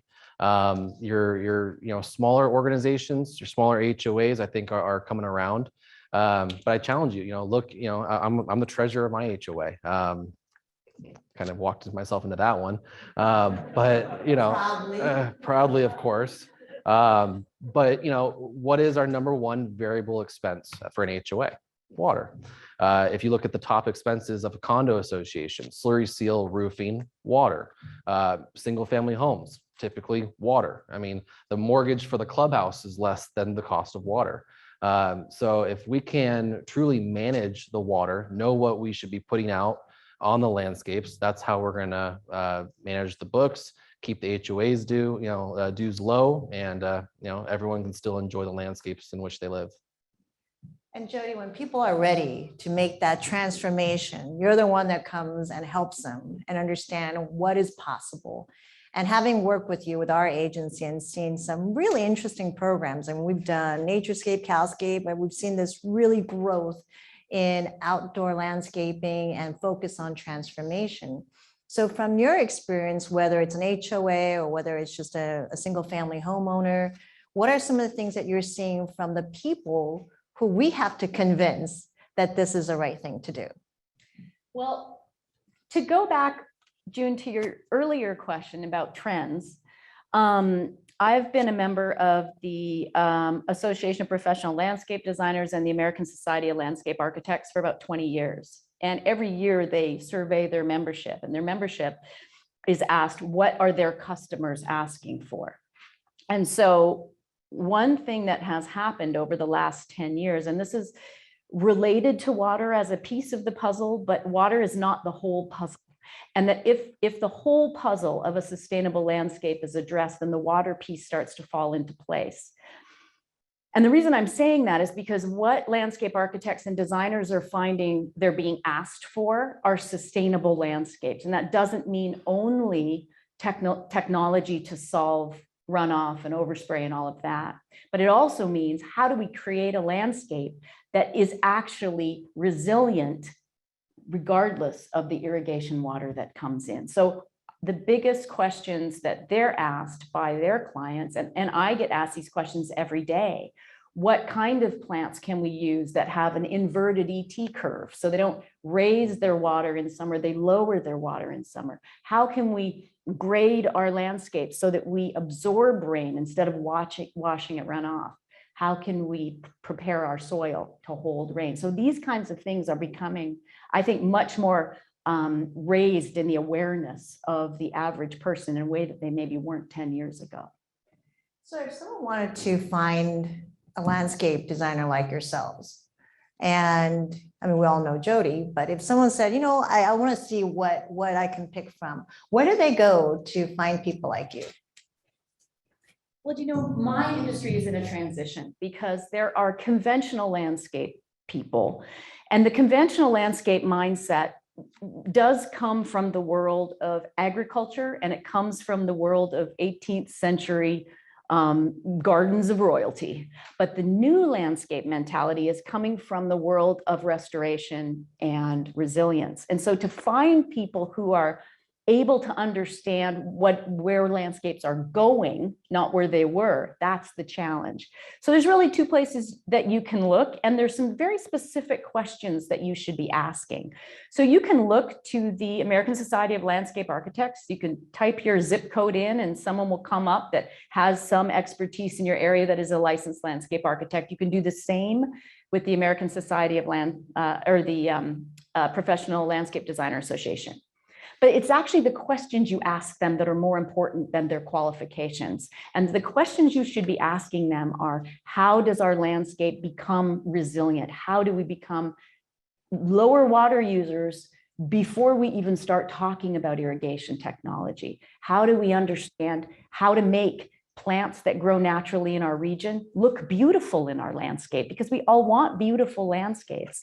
How do we grow native plants in a way that enhances our community? So I think it's a two-part answer, June. David, did you bring notes? I see paper in your hand. Did you bring notes? Oh, I did, yeah.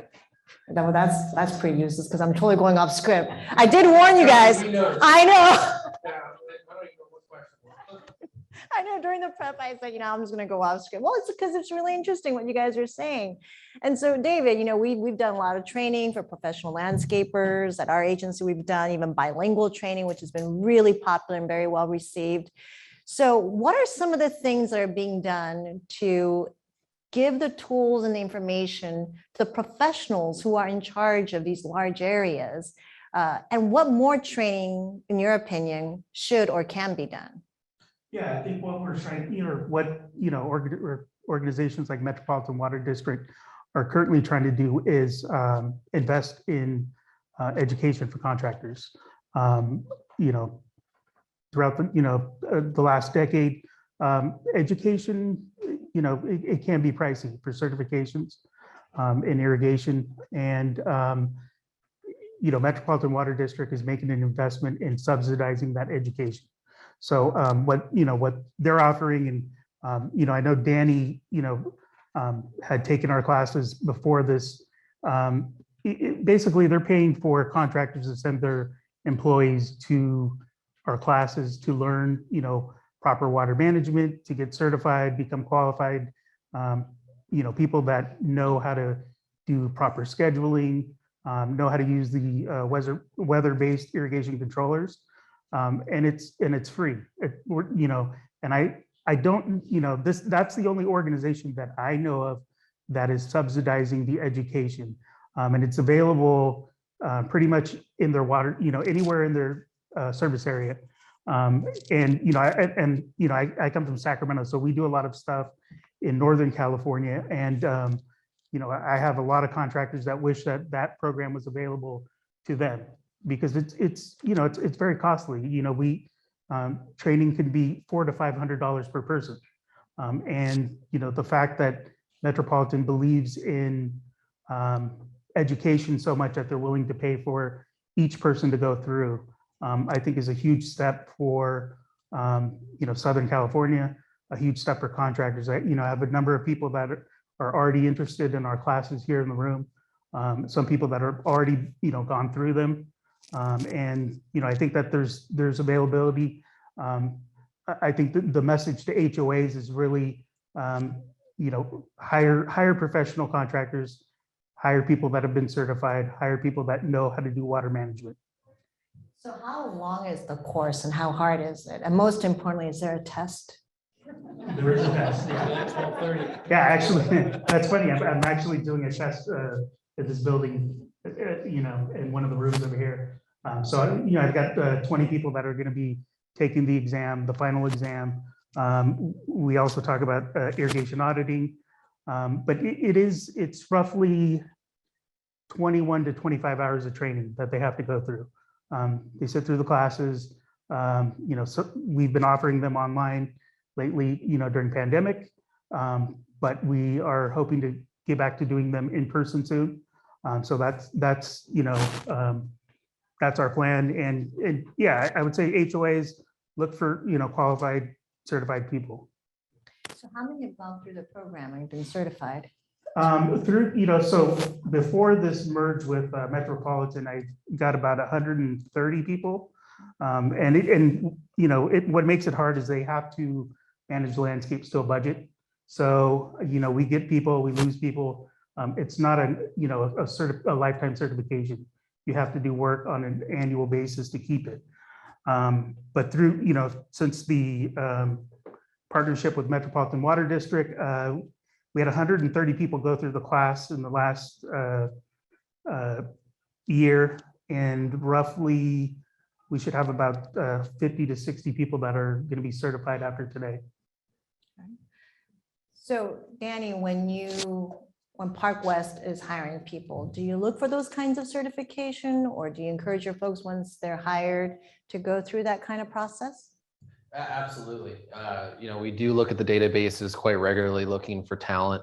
This is a new industry. So, kids coming out of college, picking up the Quell, the certified water manager, they're very valuable to our industry. And, we are looking at putting programs together to make sure that people understand that, what's available, and talking about resilience, what David's done the last 18 months, building the dual certification program. You can get basically 2 certifications, the qualified water efficient landscaper and the certified water manager, in basically one go.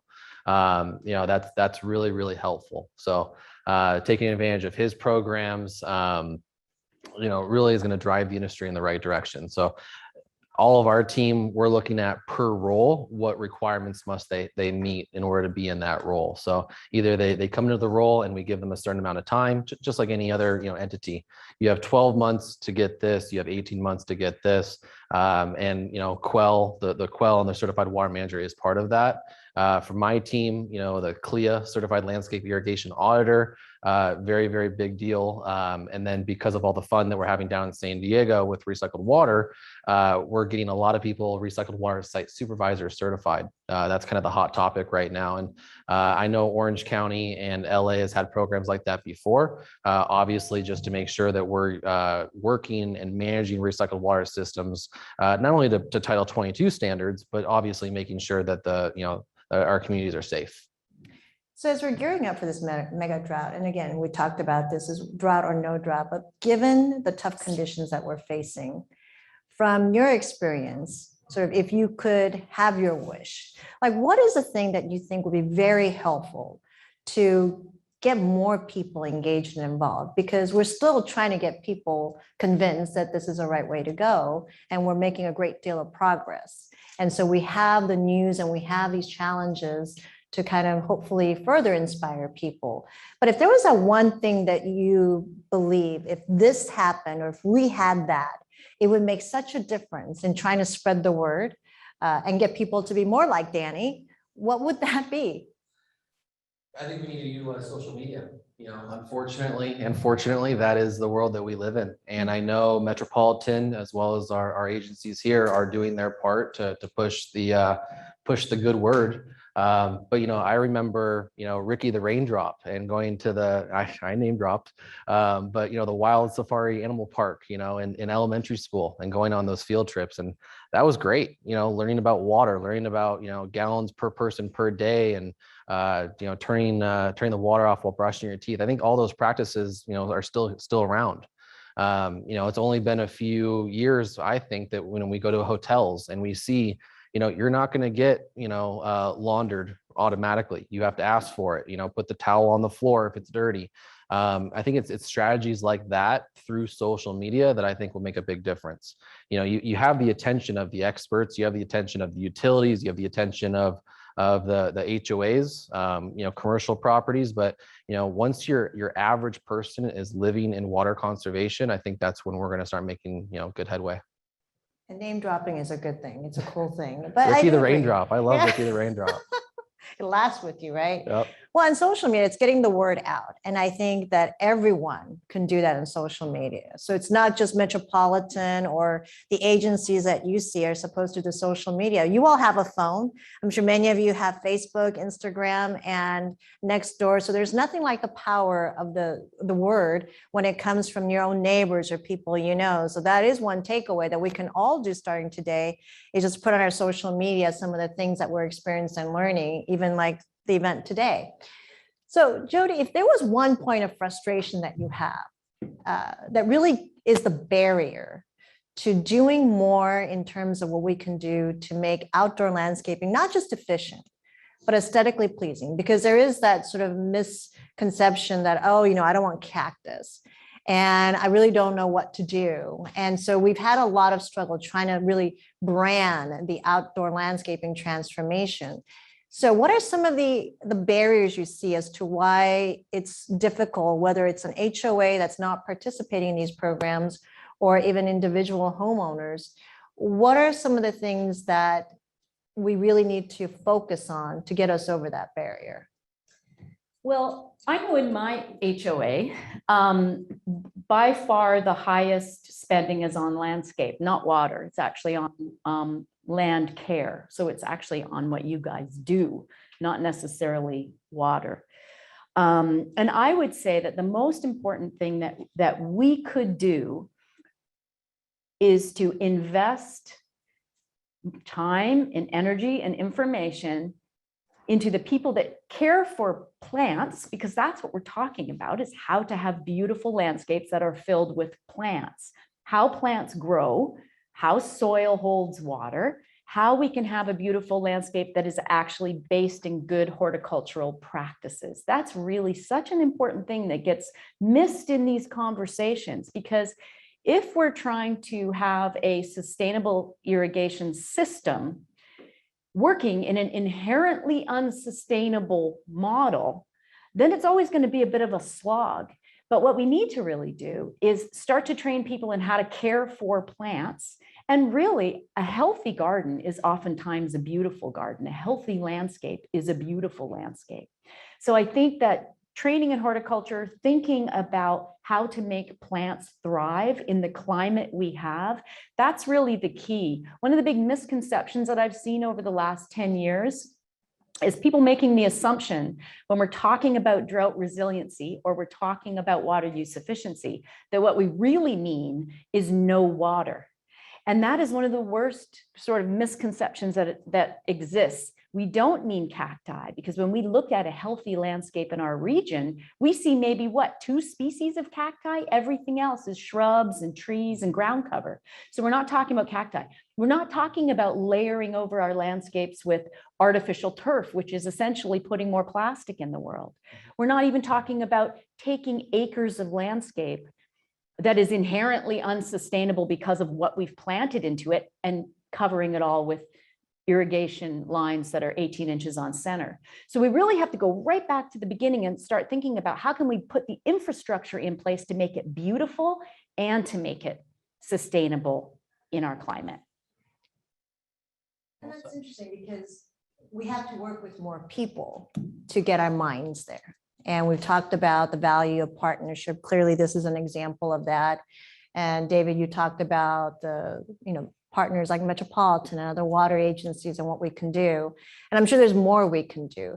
But are there any partners that should be at the table in these conversations that are not currently? And the reason I ask that is during the break, I had a conversation with the commissioners from Lake Forest, and she mentioned, she's the Parks and Rec, and all these are part of many of our HOAs. But sometimes we don't always think about the different components of our community. So are there some other partners that you think should be really brought into this? And if you think everyone is still, everyone that should be involved is there anything more we can do to do a better job of partnering? Yeah, I think, definitely HOAs are a big, cog in the entire wheel. I think, property owners, commercial building managers, anybody that has a sizable landscape, is a stakeholder in, the drought, water efficiency. I think all these voices need to be put together. We've done CLCA has done similar events to this in Northern California, with the Association of Community Managers. And really, I think that those discussions were helpful, but I think they were very drought driven. So, it seemed to me in the years that there was a drought going on, we had more attention paid to water conservation. We had more people concerned, as opposed to the years when there wasn't a drought going on. And obviously, I don't wish that we had more droughts. But I think that droughts do kind of push the issue a little bit more. It's a little bit more mainstream. It's more in the media. It's more in people's minds. Water conservation, even with the contractors that we educate, I seem to have more in years when there's drought. So I think obviously, end users push contractors to take that, to get that education, to get certified. And so obviously I wish it was like that all the time. I wish that we could steadily grow instead of, I guess sort of, be reactive to the drought situation. I think we could do a better job of being proactive and sort of building for the next drought. Obviously the next drought is here, but we should, sort of be in crisis mode all the time. Would be my ask for the people at the table.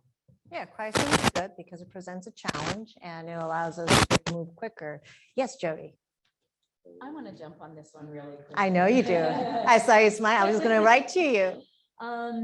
So this is such an important question right now.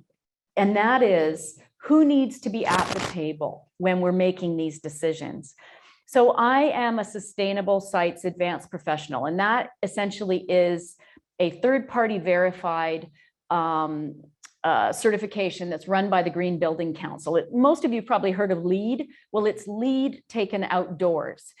And the thing about sustainable sites is there are some sort of basic foundational things that must be done to even qualify your site to be certified as a sustainable site. And one of those things, the most basic of things, is to form an integrated team, because you cannot have a sustainable outcome if everyone's not on the same page. And one of the things that I really value, just to put a plug in for Molten Niguel, is that Molten Niguel Water District, is that Molten Niguel is not simply a water purveyor. They are actually an organization that values land stewardship. And that means that they should be at the table when we're thinking about what to do with our huge tracts of land, whether we're looking to them for education, whether we're looking to them to sort of leverage the resources that they know about and they have. In our HOAs, when we have a project sitting on our conference table that we want to start working towards, the one thing that we can do as an HOA, and I've been on my HOA boards in the years that I've been living in my community, the thing that we can do is we decide who has the expertise that needs to come to the table from the beginning so that we can have a sustainable outcome. One of the things that I can't imagine really being more frustrating to the people who are assigned to take care of our landscapes is to have a designer sitting at their desk, a landscape architect or a designer, make this landscape on a piece of paper, hand it to them and say, okay, here you go, make it beautiful.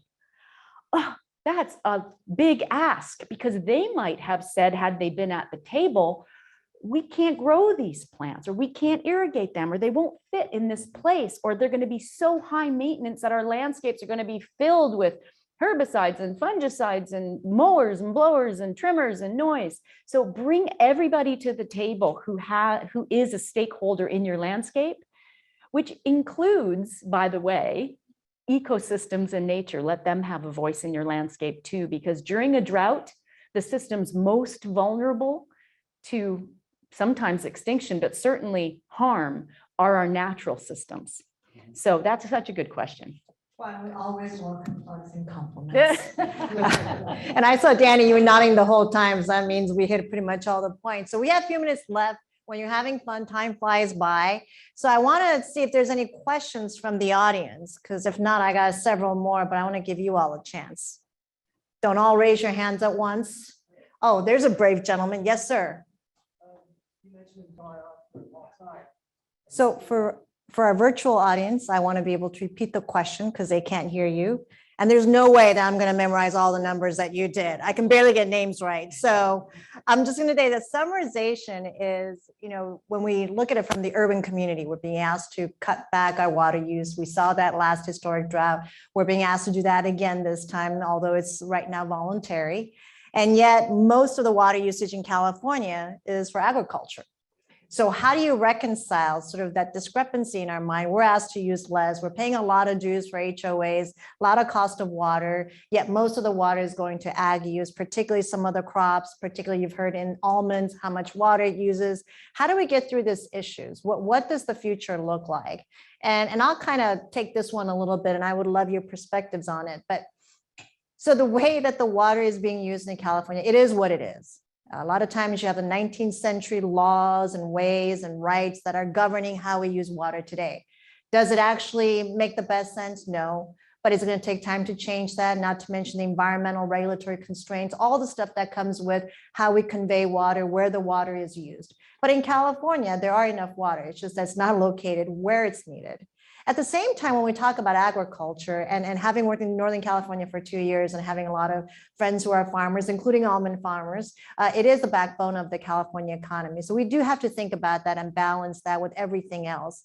I think for our purposes, it's sort of how can we be resilient in our community, in Southern California, in our neighborhoods, and we can all do something. And I think that's really what we're trying to equip everyone with, is what are the tools, who are some of the people that you can go to when you're trying to do the right thing. Because if everyone did that, it's amazing what can happen. And I think last historic drought was really a testament to the power of the people. Your participation makes every difference.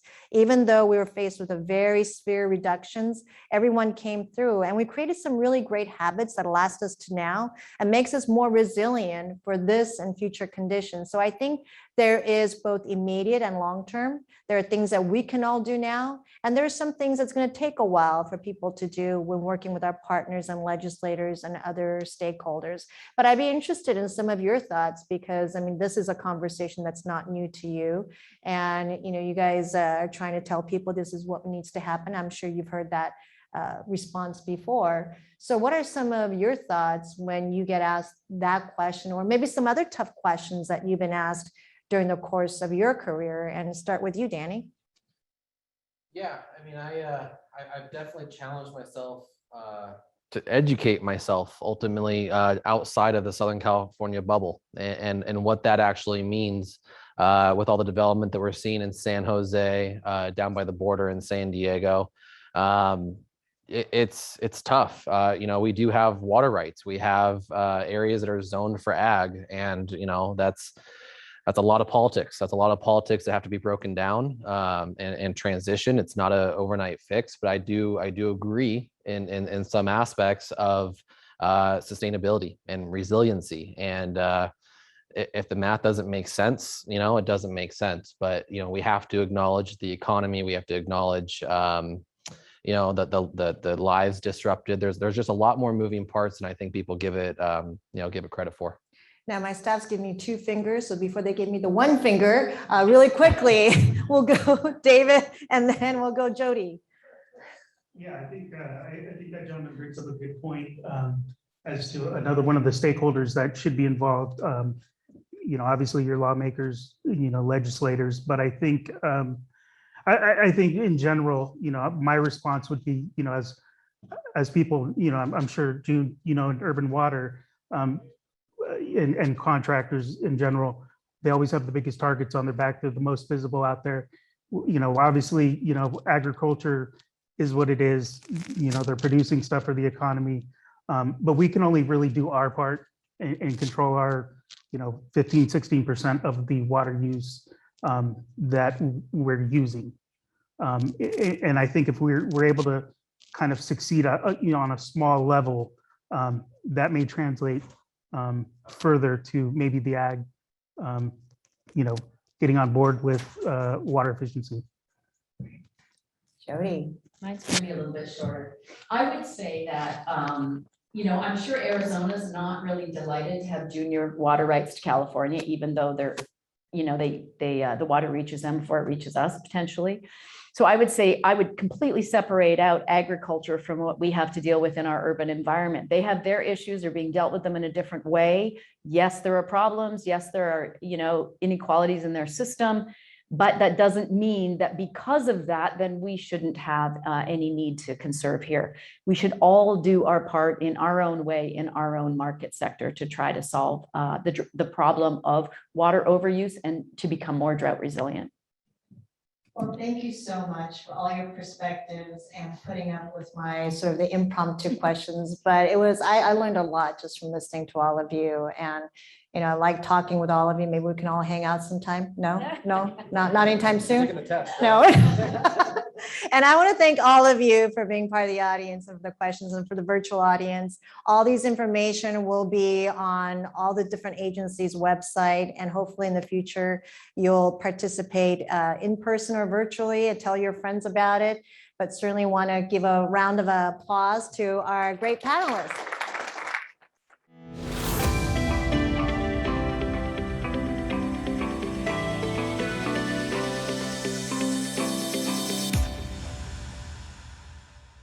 All right. And, as we had that wonderful discussion today, I wanted to kind of talk about something that I was brought up.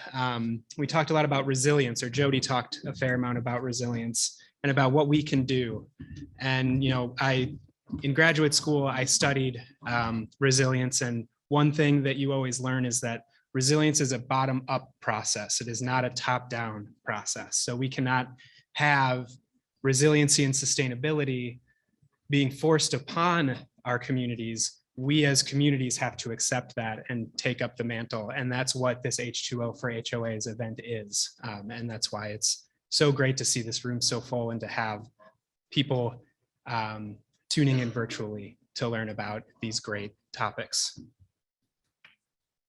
All right, so we are entering into the final phase of our event today. We have 2 more speakers for you. The next will be the Honorable Kay Havens, who is not just a board member of the El Toro Water District, but she's also a master gardener with the University of California Cooperative Extension. She'll be presenting today on transforming landscapes to California native and California friendly vegetation. So everyone, let's give a warm welcome to board member Havens.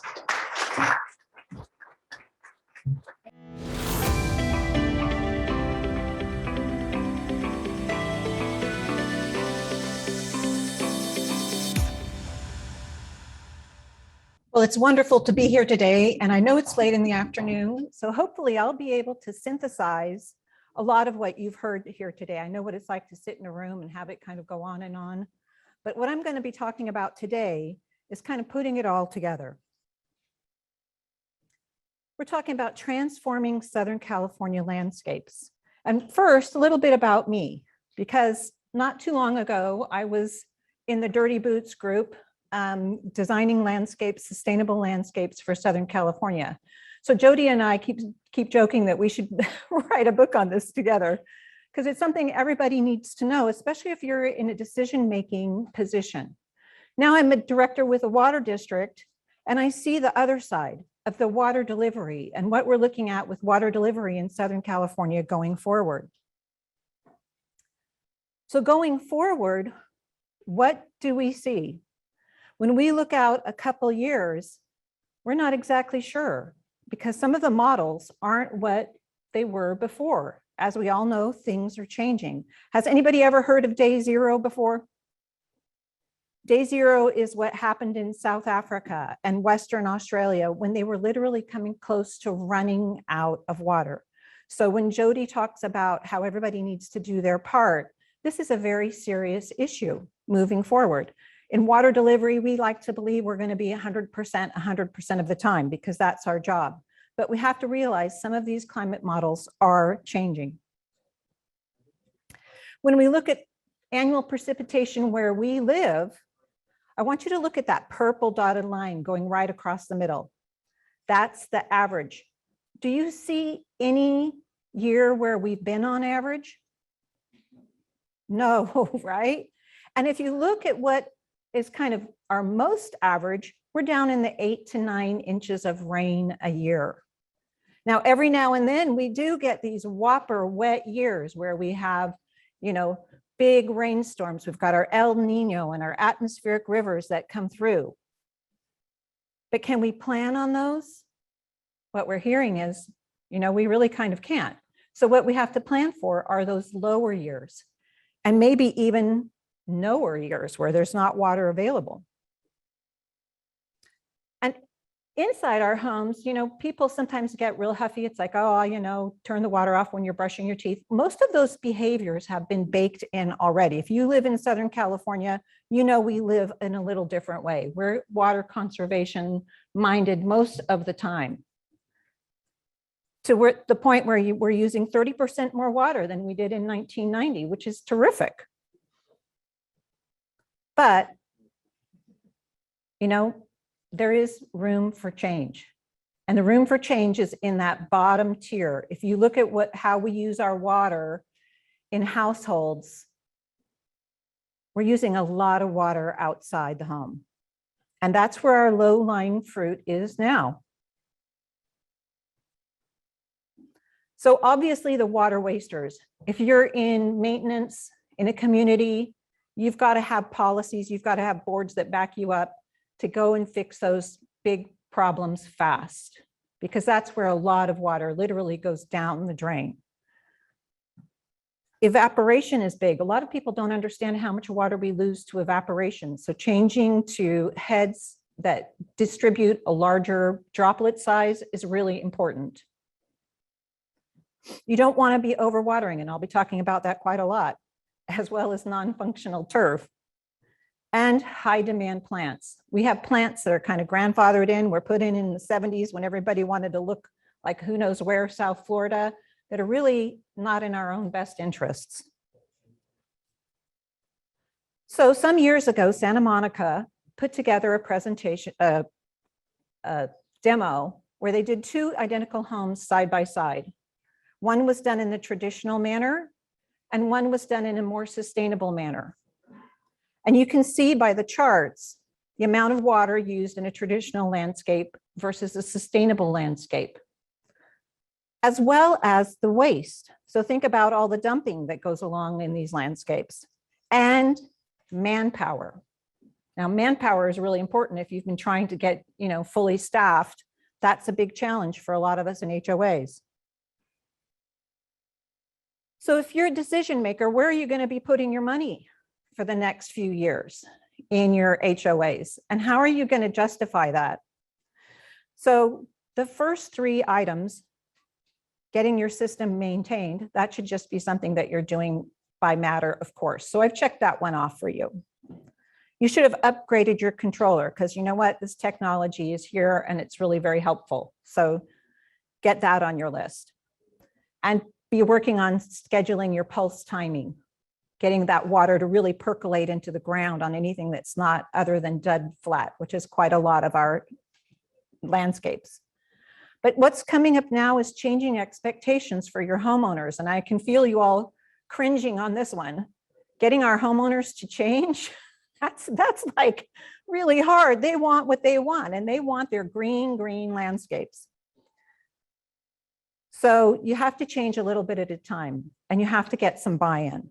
So you work on those priority areas, and you work on reducing the amount of plants that you have in your landscape, or shifting to more sustainable landscapes. So talking more to changing homeowners' expectations. You have to talk to them about the realities of place, and I'll demonstrate this for you in just a second. You have to engage your homeowners. What do they expect? What do they value and why? And how can you still give them the things that they want in a new way? Again, pilot projects. Look for places where you can start small and build big. And good design really helps. If you do this poorly, you're just shooting yourself in the foot. So when you talk to your homeowners, you have to remind them that this is where we live. Beautiful Southern California. And if you were to put a lot of our landscapes out in that landscape, what would happen? Right? I mean, if you were to cart it all out there and come back in the middle of the summer, it'd all be trash, right? We don't live here. We don't live east of the Mississippi, where it rains on, an inch a week throughout the whole summer. That's a different world. So, you know what? We have to change those thought patterns. We can't reproduce this here. It's unsustainable. Many of the plants sold are not adapted to Southern California. Good old hydrangea needs about 5 feet of water, and it's adapted to a spot that has acidic soils and acidic waters. That's not us. Sorry. Not only that, but the summers are high. The humidity is high. So those leaves never wilt. They're built like tissue paper. They'll never make it here. And they go dormant in the winter. Speaking of dormancy, the East Coast has a period of dormancy that everybody accepts and allows, right? That's winter. Is there any color in winter on the East Coast? Is there even a lot of plant value? No, that's their dormant season. So how come we can't allow a dormant season in Southern California? Because Southern California, it is another world. And lately we've been having conditions, they're like nothing we've seen before. The conditions are harsh and getting harsher. This year, we've got about 5 inches of rain, maybe 6. We've had summer highs up in, like about 113 degrees, and humidity is down to 5%. Go stand out there on a day like that and see what it takes to survive. Pretend you're a plant. Stand out there for an hour and tell me how it's going for you, because I speak for the trees. It's tough out there. And our water, especially if state water project water gets cut off, is going to be coming from the Colorado River. And it's much more alkaline. So our plants are going to have a harder job. Where we live is beautiful. We need to celebrate that. I've been around the world looking at gardens, and they actually tried to reproduce Southern California in England, and it was kind of funny. They had to build like a multi-million-dollar geodome, and you walk in and these poor plants are trying to keep the humidity out. If you can imagine what that costs to keep the humidity out in England, it was kind of surreal, because they value our plants actually more than we do. People are stealing all our Dudleys. You know, they had to put a bounty on their heads for the guys that were stealing those out of our natural landscapes. So we need to value what we have and our habitat. It supports many species that really need our help. So back to community engagement. Obviously, we have to talk to people about how, in order to get this done. And a lot of people actually, when they were younger, had this mindset. So you just need to remind them of that. You know, a lot of us came from very stewardship backgrounds. So, you know, it's just time to say, hey, you remember when you were like, remember that you used to care. As an HOA, you have to own the challenges. You have to talk about those rising maintenance costs. And you have to talk about how unsustainable non-functional turf is.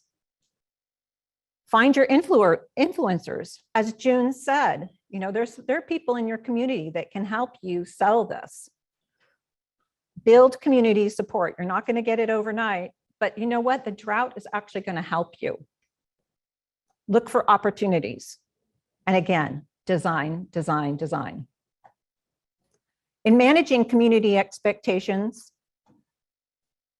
you're going to have some signage, because not everybody's going to be on the same page as you are at the same time.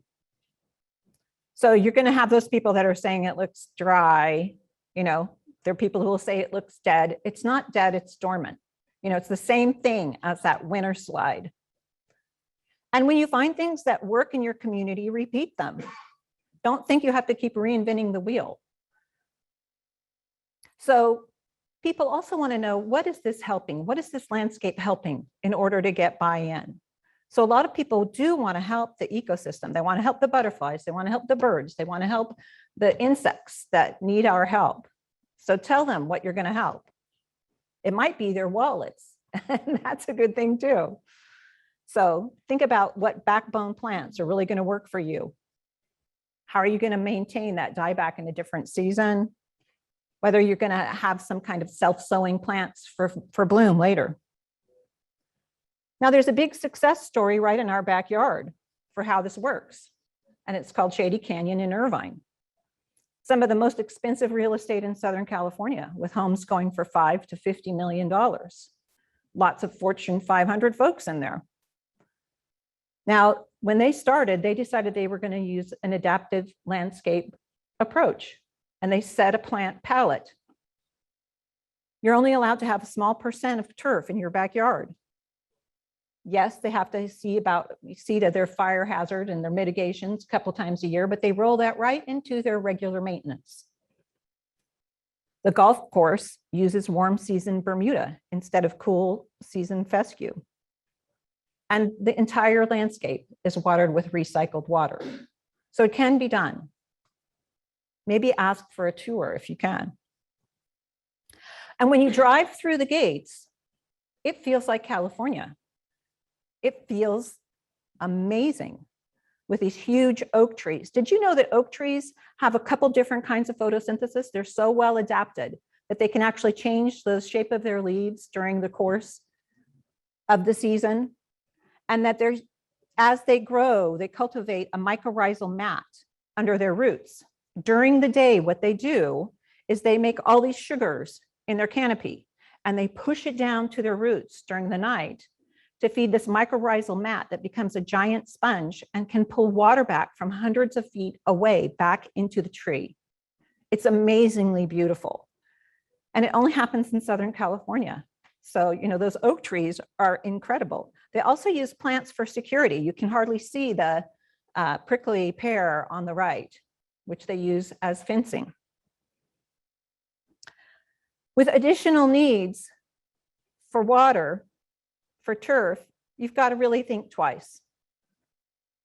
Turf uses 31 gallons per square foot.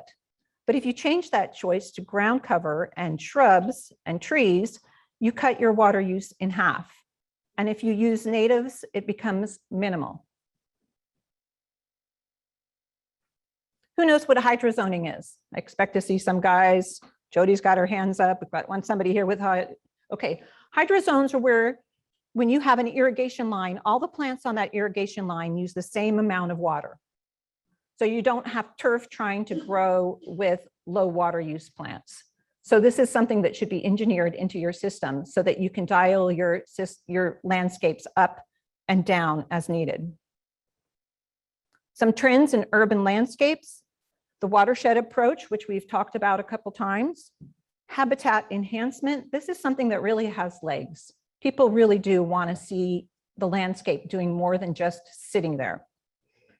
They want to see pollinator-friendly plant selections, meadows for beneficial insects, butterfly migration trails, layered planting for birds. They want to be seeing maybe some dry, lush plant choices. And they want to get involved. They'll want to tell you about it. The watershed approach, I think we've talked about that, where you try to keep your water on site. You talk about the 3 Ps. You plan for rain. You do some bioswaling so that the water doesn't just whoosh, run off, all off. You can actually double the amount of rainfall that you get if you do this right. You plant local species and you plant them at mature sizing. This actually cuts down on costs quite a lot because you're not cramming a lot of stuff in. You plant for success, and you need to find somebody that has local knowledge and knows about different microclimates in soils to help you be successful from the beginning. This is Rogers Gardens, which now has California pollinator-friendly plants. If you're standing in this landscape, the butterflies are swirling over your heads and people around you are saying ooh and ah. They love this. And it supports endangered local species. We've got some endangered bumblebees that really need our help, and it would be really easy to do. And if you told your homeowners, hey, we're making this change because we're going to be helping something, you'll get a little more buy-in, even if the plants get kind of chomped down as new butterflies are born. So some pollinator habitat starter plants include milkweeds, which are a key brood plant for a lot of butterflies, but especially monarchs. Globe mallows, which are really important for those bees. Butterfly bushes, which are basically fueling stations for butterflies moving from point A to point B. Buckwheats, which support a large number of species. Yarrows and sages, which are a particular favorite of hummingbirds. So you're getting a much richer environment by making some of these changes. You can also simplify your maintenance by just designing things more simply. You want to right size your trees and shrubs. Don't plant a giant tree, or don't plant a tree that's going to need maintenance every 6 months like a carrotwood tree. Plant something that's going to grow slowly and to the size that you want it to. Design with texture and color. And throw in some seasonal display. Put some California poppy seeds out there and see how happy your homeowners are in the spring when they are driving to and fro. And it looks like California. And use mulch at least 3 inches deep to block weeds. You're going to want to make that shift to ground cover, shrubs and trees, because that's going to cut your water use in half, remember? You're going to want to look for those dry, lush options. There are a lot of them. The nursery industry is really working hard to get on top of this. You can consider turf alternatives, although some of these are expensive. Carapia is a plant that only needs edging and perhaps mowing twice a year if you want to keep it flat. Again, start thinking away from that.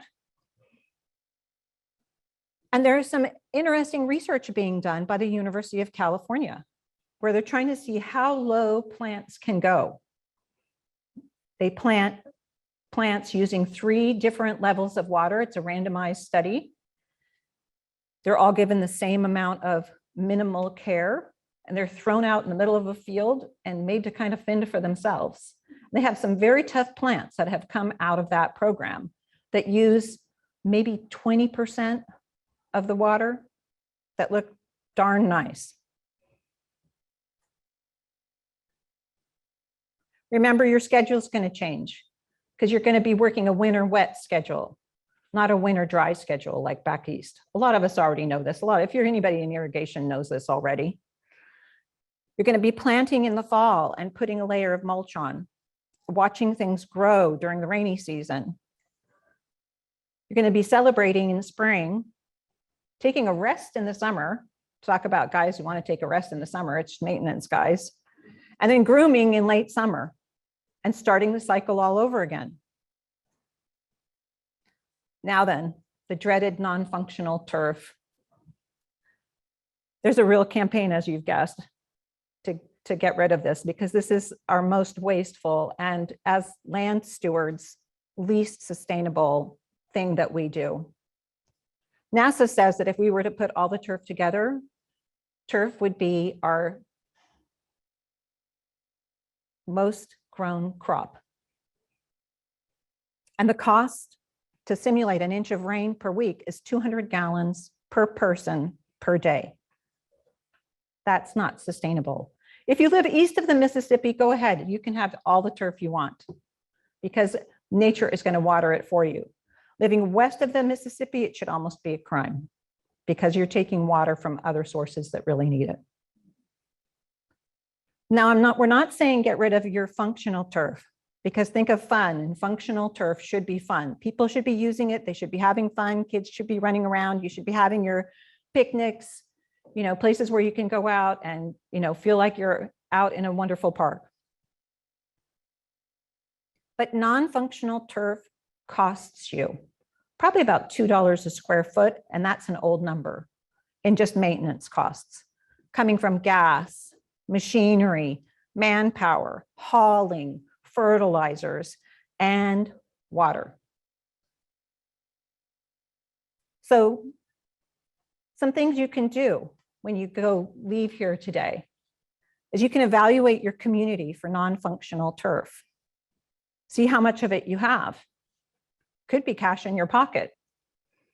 You want to visit some demonstration gardens. Which water districts have a demonstration gardens? I know El Toro does, Moulton does.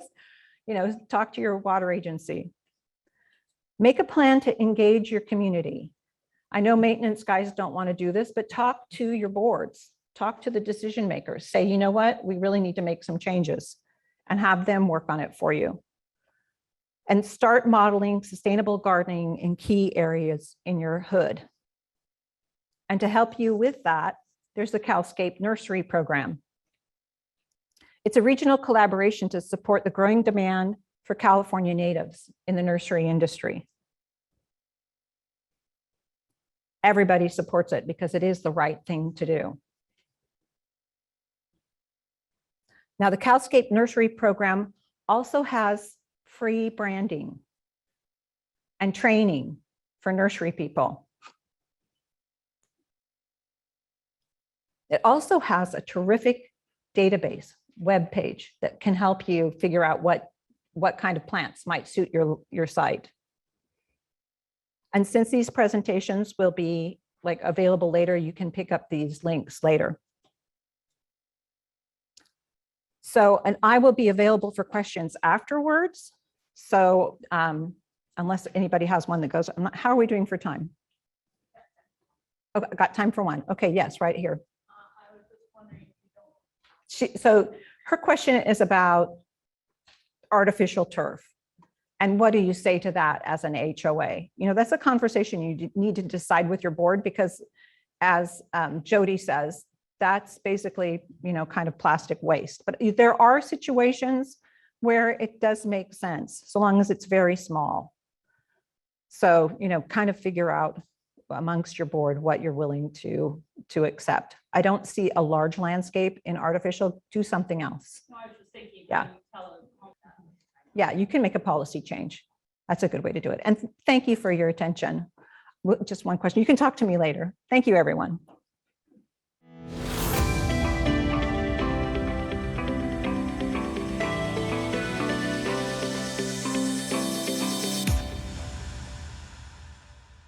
All right, so we are going to go right into our final presentation for today.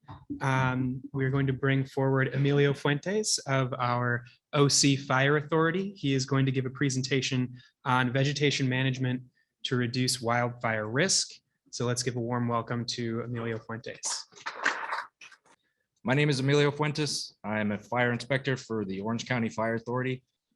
I've been with the Fire Authority about 5 years. Right now, I am a fire inspector for the Community Wildfire Mitigation Section.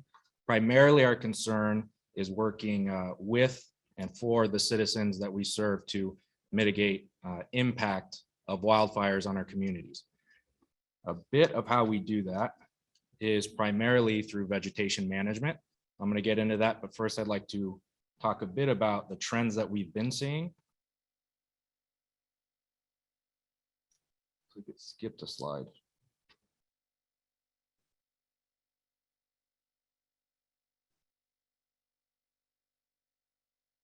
This might be out of order, so I'm going to do the best I can. How does a drought affect wildfires? Well, the trends that we've been seeing is, and I'm sure you all have been watching the news, is we've been seeing an increase in the damages caused by large-scale wildfires, especially in the last 5 or so years. The biggest impact being the reduction of live fuel moistures. So a live fuel moisture, as we recorded, is basically the amount of water that we find in the fuels that can burn. How we do it typically is we actually have certain areas throughout the county where we will drive out, take a cutting, weigh it, dry it out, and weigh it again and see what the difference is. That gives us basically a percentage of how much water content is left in the fuels that we have primarily out in the open spaces, that the areas that we don't touch, the areas typically that burn.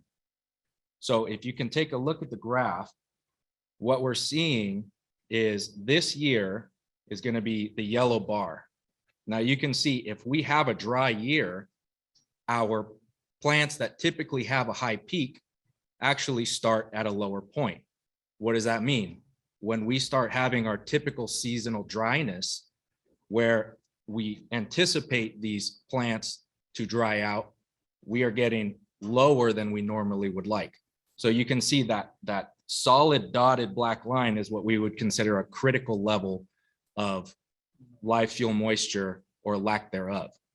So if we have a dry season, we're starting lower and it gets to a critical level sooner. So what that does in California, really, we don't have a fire season. We're in fire season year round. But what it does is we have an earlier start to our peak fire season, which also extends longer. So whereas we typically would be worried about an October, November fire, we're seeing critical levels at the end of June and July. So we, this year, for example, have had a record number of fires, a record number of acreage burned, and honestly, we're running out of personnel to go and fight these things that we have been sending out people on strike teams up north and in Central California. So as you can see, this is just a quick list of the 20 largest California wildfires that we've seen. If you take a look at the top 10, 8 of those have been in the last 5 years. So we're unfortunately seeing a trend where we're having large scale wildfires in and out of our typical season. And there's really just, unfortunately, there's not a good way to manage it. You know, nature is being nature right now. So you can see even we have in our own backyard, just 2020, we burned almost 40,000 acres. I'm sure most of you remember, because it came right up over the hills, we had 2 separate events. Now the Bond and the Silverado fires were coming so close back to back that before we even emptied out our emergency operations center for the first one, we had personnel on site from the first one, and they hadn't even left yet by the time the second one came around. So we're seeing a trend of increased events. Laws and regulations. So fortunately, most fire departments or fire authorities have a little bit of teeth in how we can help the communities to kind of mitigate the impact that these fires are having on us. Like I was saying, that the live fuel moistures, you know, if we're seeing a decrease, the moisture has to be gone for the fire to spread. But if there's little to begin with, the fire can spread a lot faster than we can anticipate. Mix that with dry conditions and the Santa Ana winds, and you have a heck of a force to be reckoned with. So we have CAL FIRE. If you take a look at the map, that's actually CAL FIRE has designed a map of what we call the fire hazard severity zones, the red being the very high, orange being high, and yellow being moderate. So you can see a lot of Orange County is actually covered in very high hazard severity zones. So they've given us a little bit of teeth through the government code and the public resource code, as well as locally adopted codes and ordinances. We have the ability to go out and kind of enforce vegetation management standards. And that's how we kind of do it on our end for the prevention standpoint. The two biggest tools that we have for vegetation management are fuel modification and defensible space. Fuel modification being something that we can actually blueprint into a community or a single family home or a structure before it's even built. So as we are submitting plans for fire sprinkler systems, fire access, fire hydrants, you know, this whole building has fire sprinklers. At the same time that those plans are being submitted, we also get a fuel modification plan, which is basically a prescriptive planting plan that we can control the types of vegetations that being planted around a structure. Most of these, we use a specific plant palette that we find successful in a wildfire threatened area. The primary function of these being to slow the spread of a fire, reduce the direct flame and the radiant heat, and improve the chances of survival of the structures and the communities. If you look at it, what we break it into is kind of like an A, B, C, and D zone. A zone being primarily first 20 feet around a structure. That gives us a nice flat, specifically planted area where if your structure catches fire, it gives us some breathing room to get in there and fight it adequately. Aside from that, the B, C, and D zones, B zones being mostly irrigated, and that's where you start seeing your, you know, the stuff that people want to see, the good looking plants and, you know, the well-maintained, well-watered plants. And then the C and D zones primarily is just the start of a discontinuation of the naturalized open space. So it's just, we see the same kind of plant materials that you would see out in an open space, but we start thinning them out. We remove the dead and dying. We maybe add some horizontal separation so we're not getting one continual fuel source leading all the way up to the structure. And then hopefully, if we can't get to a house because we're busy with 20 or 30 others, it provides some passive protection for your home so that you guys can get out, get going, and hopefully, you know, the plan that you have put in place that we've approved and you've maintained is going to be doing the job for us. So a fuel modification plan is something that we have on file, a blueprint of, and we know exactly what you're going to be planting, where you're going to be planting. That's a little more stringent. Let's say you have an older structure or something that wasn't originally designed with a fuel modification plan. We can implement defensible space. That's 100 feet or to the property line. And what that is vegetation management of what is currently there. Now we can give plenty of recommendations. That's why I honestly do love coming and hearing from everybody here, because this is, when I go to work, I have a specific directive, so I don't get as much time to come and speak with everybody, the industry leaders and the people that I work around and not necessarily with. I like to hear how, you know, you guys are doing the irrigation or the planting, or, you know, what kind of plant species you guys are seeing success with. Or even if you can, like we just heard, you know, what does the community want to see, but what are their options for if we can't give them something like, you know, a palm tree in their backyard, you know, could we give them an oak, something like that. So with the defensible space, you're not necessarily getting an exact planting plan, but we're working with what's there, and we can make recommendations for removing undesirable plants, plants that don't do well come fire season. And then again, creating horizontal or vertical separation. So let's say we get a fire that's a mile away. What we see, we might not get direct flame contact, but we're getting an ember cast. Those Santa Ana winds blow like crazy. It can pick up a couple embers and it casts against your house or your vegetation. And you're really dealing with a box of matches being thrown against your property. So if we can, where the ground might catch some embers and start burning, if we can create some vertical separation away from that, then, there's a good chance that the tree canopy might not burn, or at least burn a little slower, give you some extra time to get out of the house. So those are the main two types of vegetation management that we typically deal with. Moving a little bit away from the vegetation itself, and I'd be doing a disservice if I talked about wildfires and didn't speak about this directly, is home hardening. So this is a little bit of change of pace for the topic, but it's really important because, like I was saying, typically you're not going to be getting, a tree right outside your house that's on fire and giving, 100-foot flame length against your roof. You're going to be getting an ember cast, or you're going to be getting some sort of intense radiant heat. I don't know if anybody's driven by a car fire or been out there when we are on fire in the hills. It gets hot, and it gets hot quick, and it's hard to stand. So if we can get ahead of it and improve the structure itself, we can give ourselves a lot better chance of avoiding some sort of structure fire. So you can see radiant heat being just exactly as it sounds. You're not getting direct flame contact. You're not getting ember intrusion. Its heat itself is enough sometimes to combust some certain materials. Direct flames, obviously, if you have something like a large shrub or a ground fire creeping in, or some sort of large tree that catches fire, it can get underneath the roof. Or let's hope you didn't leave a window open, but it can happen. It gets in there, or you leave the garage open. Unfortunately, we saw that in our last round of fires. Or the main issue being the ember intrusion. That always precedes the fire itself, because it just gets picked up, it's already burning, and the Santa Anas carry it as far as they want. A little bit of what you can do to prepare your home. Maybe you aren't building a home right now, but you have one already. There's plenty of stuff that you can retroactively fit to your house.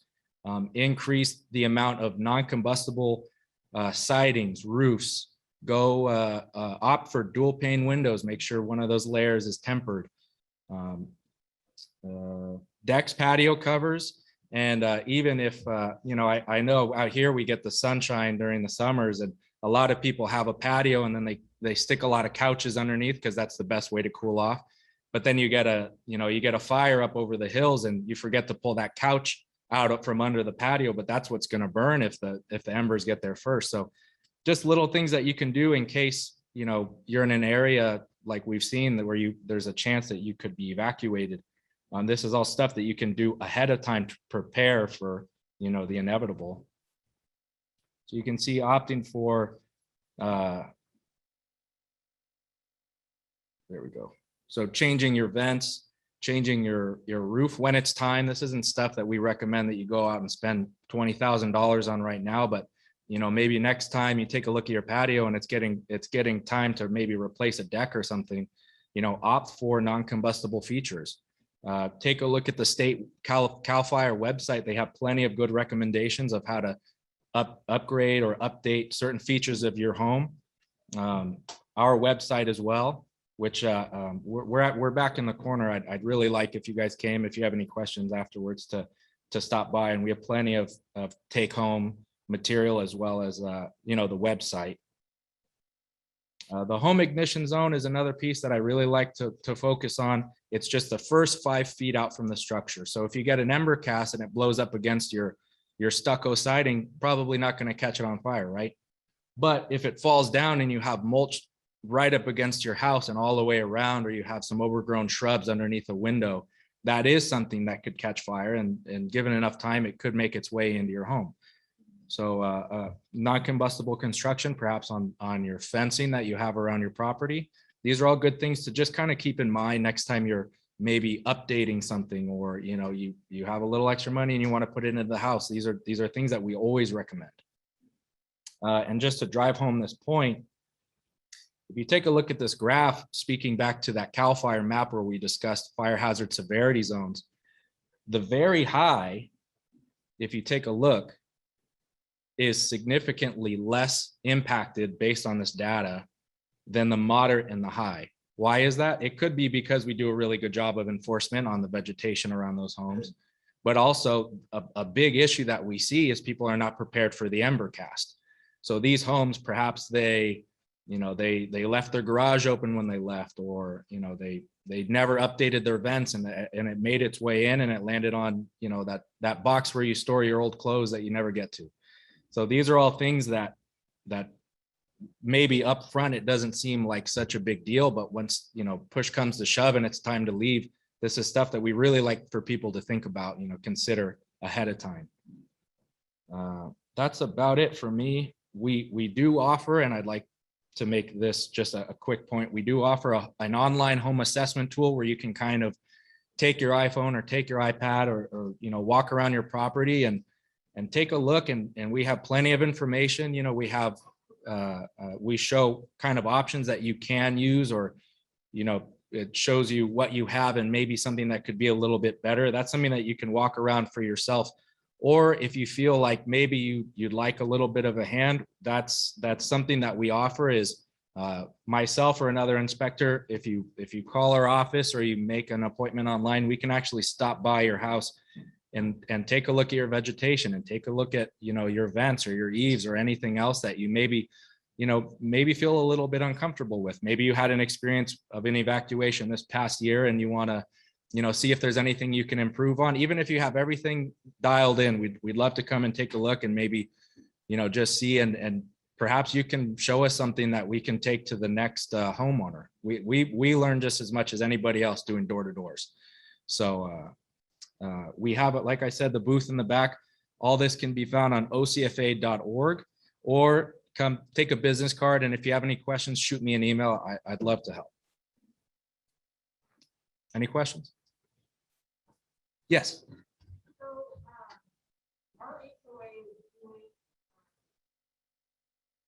Okay, yes, to reiterate, you're asking if there is an area that needs to be enforced per our codes that we showed, and it's not being followed, what could happen? First and foremost, we don't like to get to the enforcement too stringently. If we can, we always opt to work with instead of against. But if there's somebody who's not following the codes and we give them every opportunity, then the last stop is the district attorney's office. And all of this is adopted by the cities and the counties. So if they opt to not follow these codes, and we give them plenty of opportunity and we try to work with them in every avenue, then the district attorney is the last stop, and usually it gets done that route. Yeah. Okay, we're all out of time for me, but like I said, we're right back there in the corner. Come, feel free to stop by and grab a business card or ask any questions you guys might have. All right, thanks Emilio for that great presentation, and thanks to all our fantastic presenters and panelists that took the time to share what they know with us today. Here to make closing remarks for the H2O for HOAs event is Dwayne Cave. He is the Vice President of the Board of Directors for the Molten Niguel Water District. So let's give him a welcome.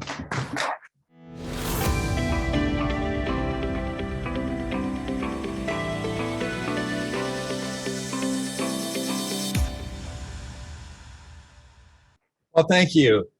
Did you guys have a great time today? Did you learn a lot?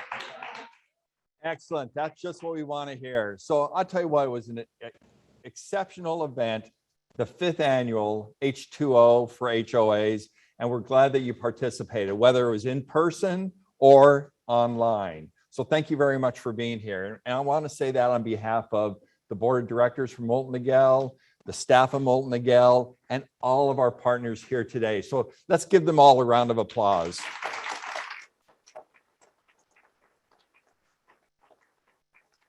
the work that was done today is really going to help you out. And why is this so important? That what we talked about today is because in Orange County, we have over 5,000 HOAs. In Molten Miguel service territory, we have over 400 HOAs. And that represents 75%, or 75% of our residents live within an HOA. So what we're learning here today is really helping each and every one of our residents and our customers. So we're glad that you're here, because the water use decisions that you make for landscaping and other things, it really plays an important role on us being able to manage our, ensure that our creeks and beaches stay clean and healthy, and that we're able to manage all of our water use. So today you heard from a lot of different speakers, and you grab those nuggets, and you can take those nuggets, you can put it in your toolbox and use whatever's appropriate. And there's a lot of great things that you learned today. So what are we going to do now after we're done with the 5th annual H2O for HOAs? We're starting to plan for our 6th annual H2O for HOAs. So how can you help? Make sure that you fill out your workshop evaluation form, because what's going to happen is we're going to take those forms, we're going to find out what you liked, we're going to find out what you didn't like, and we're going to find out maybe those things that we didn't cover, and we're going to make sure that we incorporate that into the next year's event.